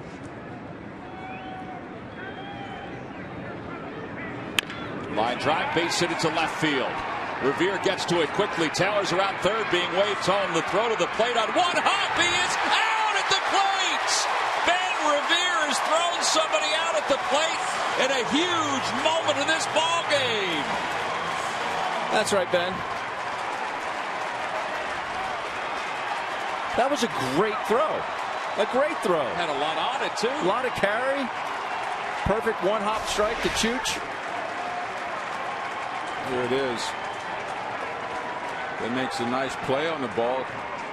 Maybe the best throw he's had since he's been in the major leagues. It's certainly the best throw runner out at home plate for sure. And he did overthrow the cutoff man, but we'll take it. Wasn't too impressed with that slide at home plate. I don't think these runners know what they can do anymore at home plate. I think they don't. You're right about that. Saw Chooch go in earlier. He didn't know whether he could slide or run the catcher over. But if we can show that again, I mean, I don't know whether you can see it, but Taylor actually froze at second base and waited till the ball was through the infield, which means it was almost to the left fielder before he took off, and they still sent it. Actually, the whole idea of go ahead and run on Ben Revere really backfired on him right here. That ball's on the way to home already. And that's a fast runner. And that's not even close. Not even the play's close. not even close. Well, they're going to walk Bryce Harper intentionally here to face Ryan Zimmerman.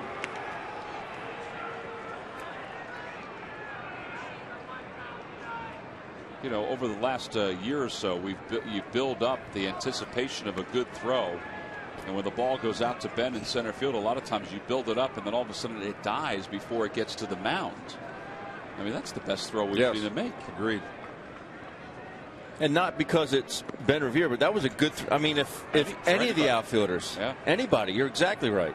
Yeah, mostly because it was on perfect line. Yeah. You know? I mean, it was had some zip to it, too.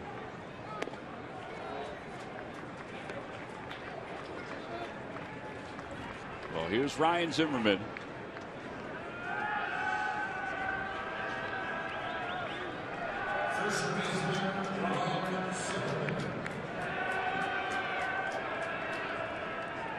Zimmerman is 0 for 4.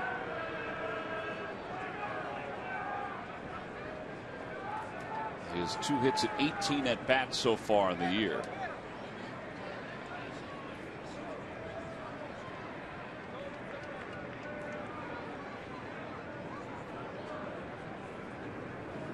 Fastball in there, 0-1.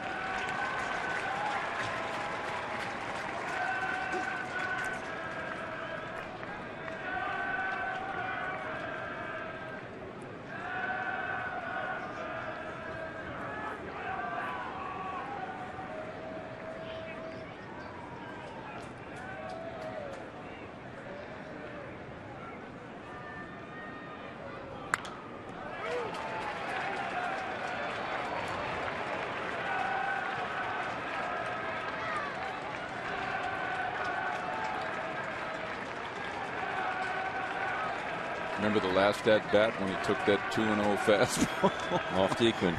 I sure do. He just took the 0-0 fastball right down the middle and then swung at the up and away second pitch. 2 pitch to Zimmerman in the dirt, blocked by Ruiz. Nice play, Chooch. And now 1-2.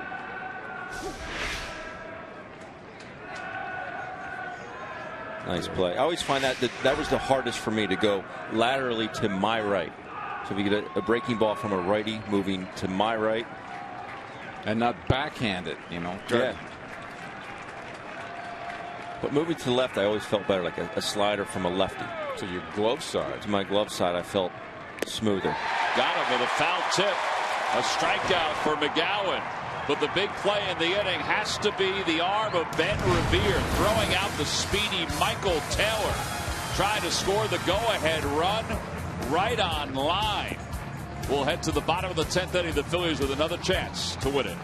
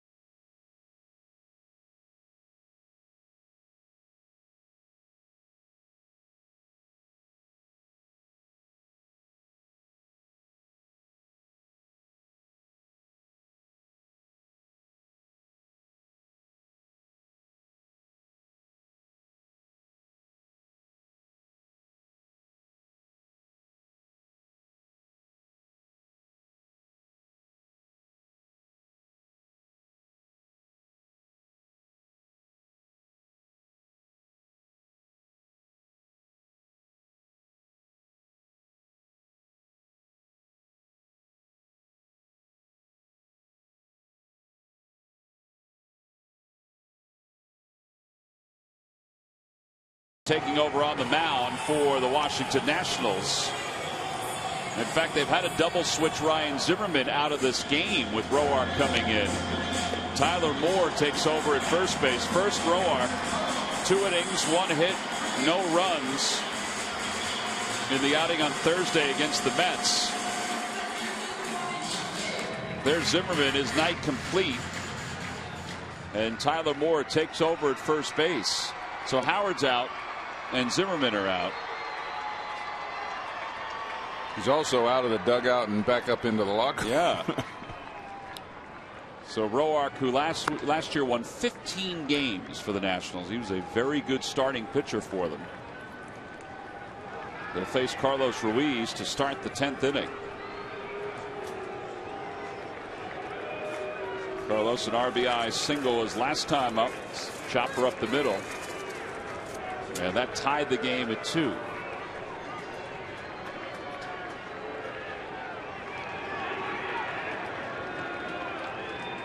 Ruiz, Sizemore, and Herrera. First pitch is over, and it's 0-1.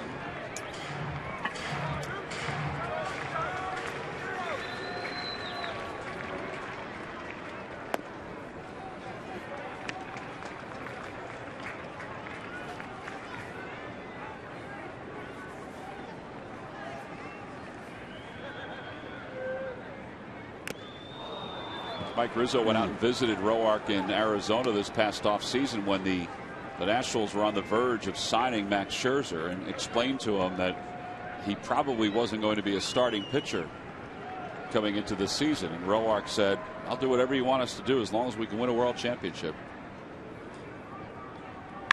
That one's pulled off the glove of Escobar into left field. He just misjudged it almost, right? Oh no, that ball was smoked. You got to give Chooch credit for getting on top of a high fastball. That's what I'm talking about. You know, it's getting that top hand up there and getting the bat head above the ball.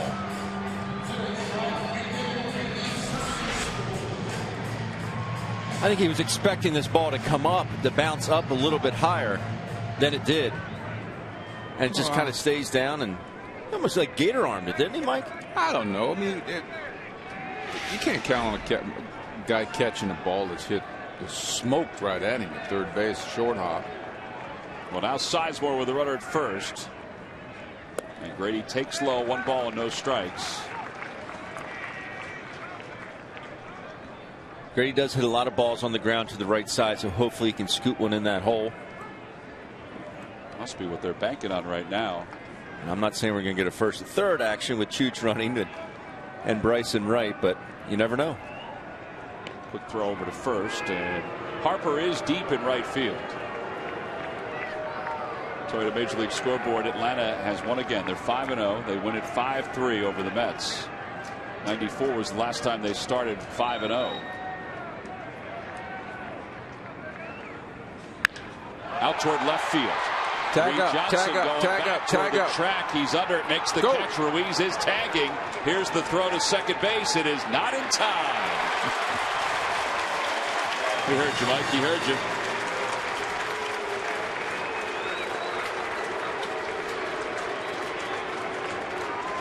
Well, it's good base running because the left fielder, I mean, you can tell a lot of times as a base runner by the sound of contact, by the trajectory of the ball, whether or not it's going to go off the wall or out of the ballpark.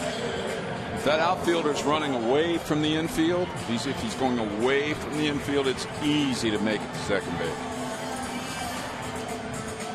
That's great baseball instinct because you're just not accustomed to tagging up from first base. Well, now it puts the winning run in scoring position for Odubel Herrera. 0 for 3, looking for his first big league hit. 0 for 8 overall. Takes a slider for a strike. It's 0-1.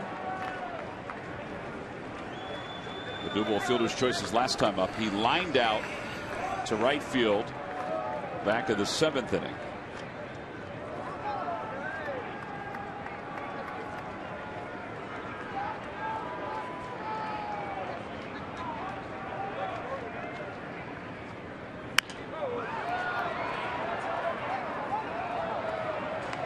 Oh, 2.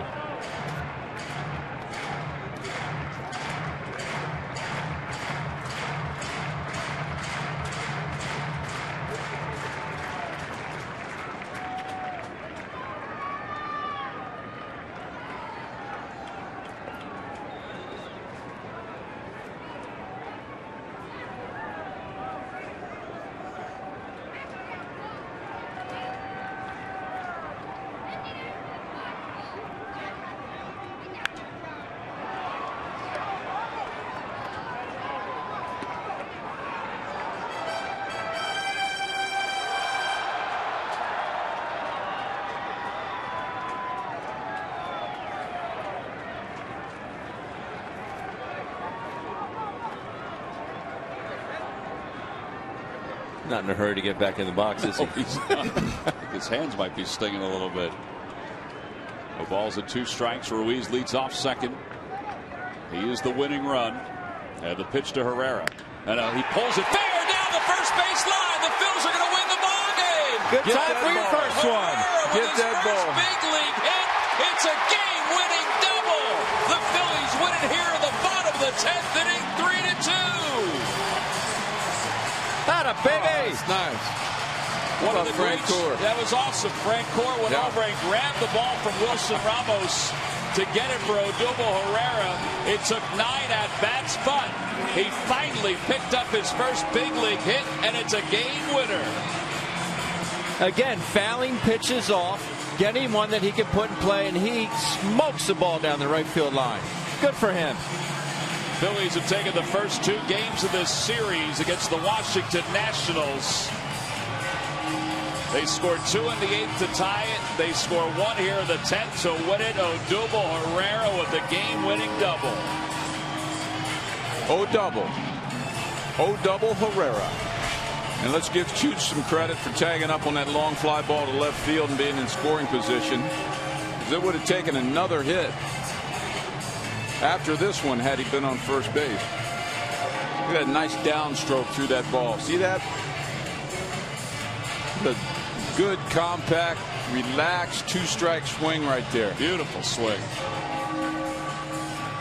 Not a better feeling in the world for him right now. Not a better feeling. He gets a chance to chat with Greg Murphy with Juan Samuel doing a little help. All right, thank you very much, guys. Odubel, first major league hit. It came at a perfect time. You've been having really good at bats. That had to feel pretty good. Dice que tu primer hit, no, de tu carrera, que ha tenido bastante turno, que cómo te sientes de haber contribuido esta noche con el equipo. Oye, bien, gracias a Dios. Lo bueno de esto fue que me sentí. Well, you knew that was coming.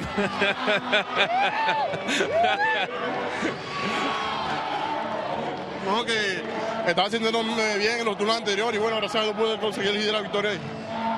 He said each at bat he was feeling a little bit better and better as the night went on, and he's happy to be able to come through there and help the team win tonight. You know, you haven't been around all that long, but when you see a team that's able to battle like this and battle in the late innings, it's got to make you feel good about what's happening in the clubhouse. Dice que no ha tenido tanto tiempo aquí, pero cuando tú ves un equipo, no, que no se ha por vencido, no, que si eso te hace sentir bien. Sí, me hace sentir bien porque nos apoyamos ahí unos al otro y el equipo siempre está por encima. Tenemos no estamos ganando, siempre batallamos hasta el final hasta que consigamos lo que venga.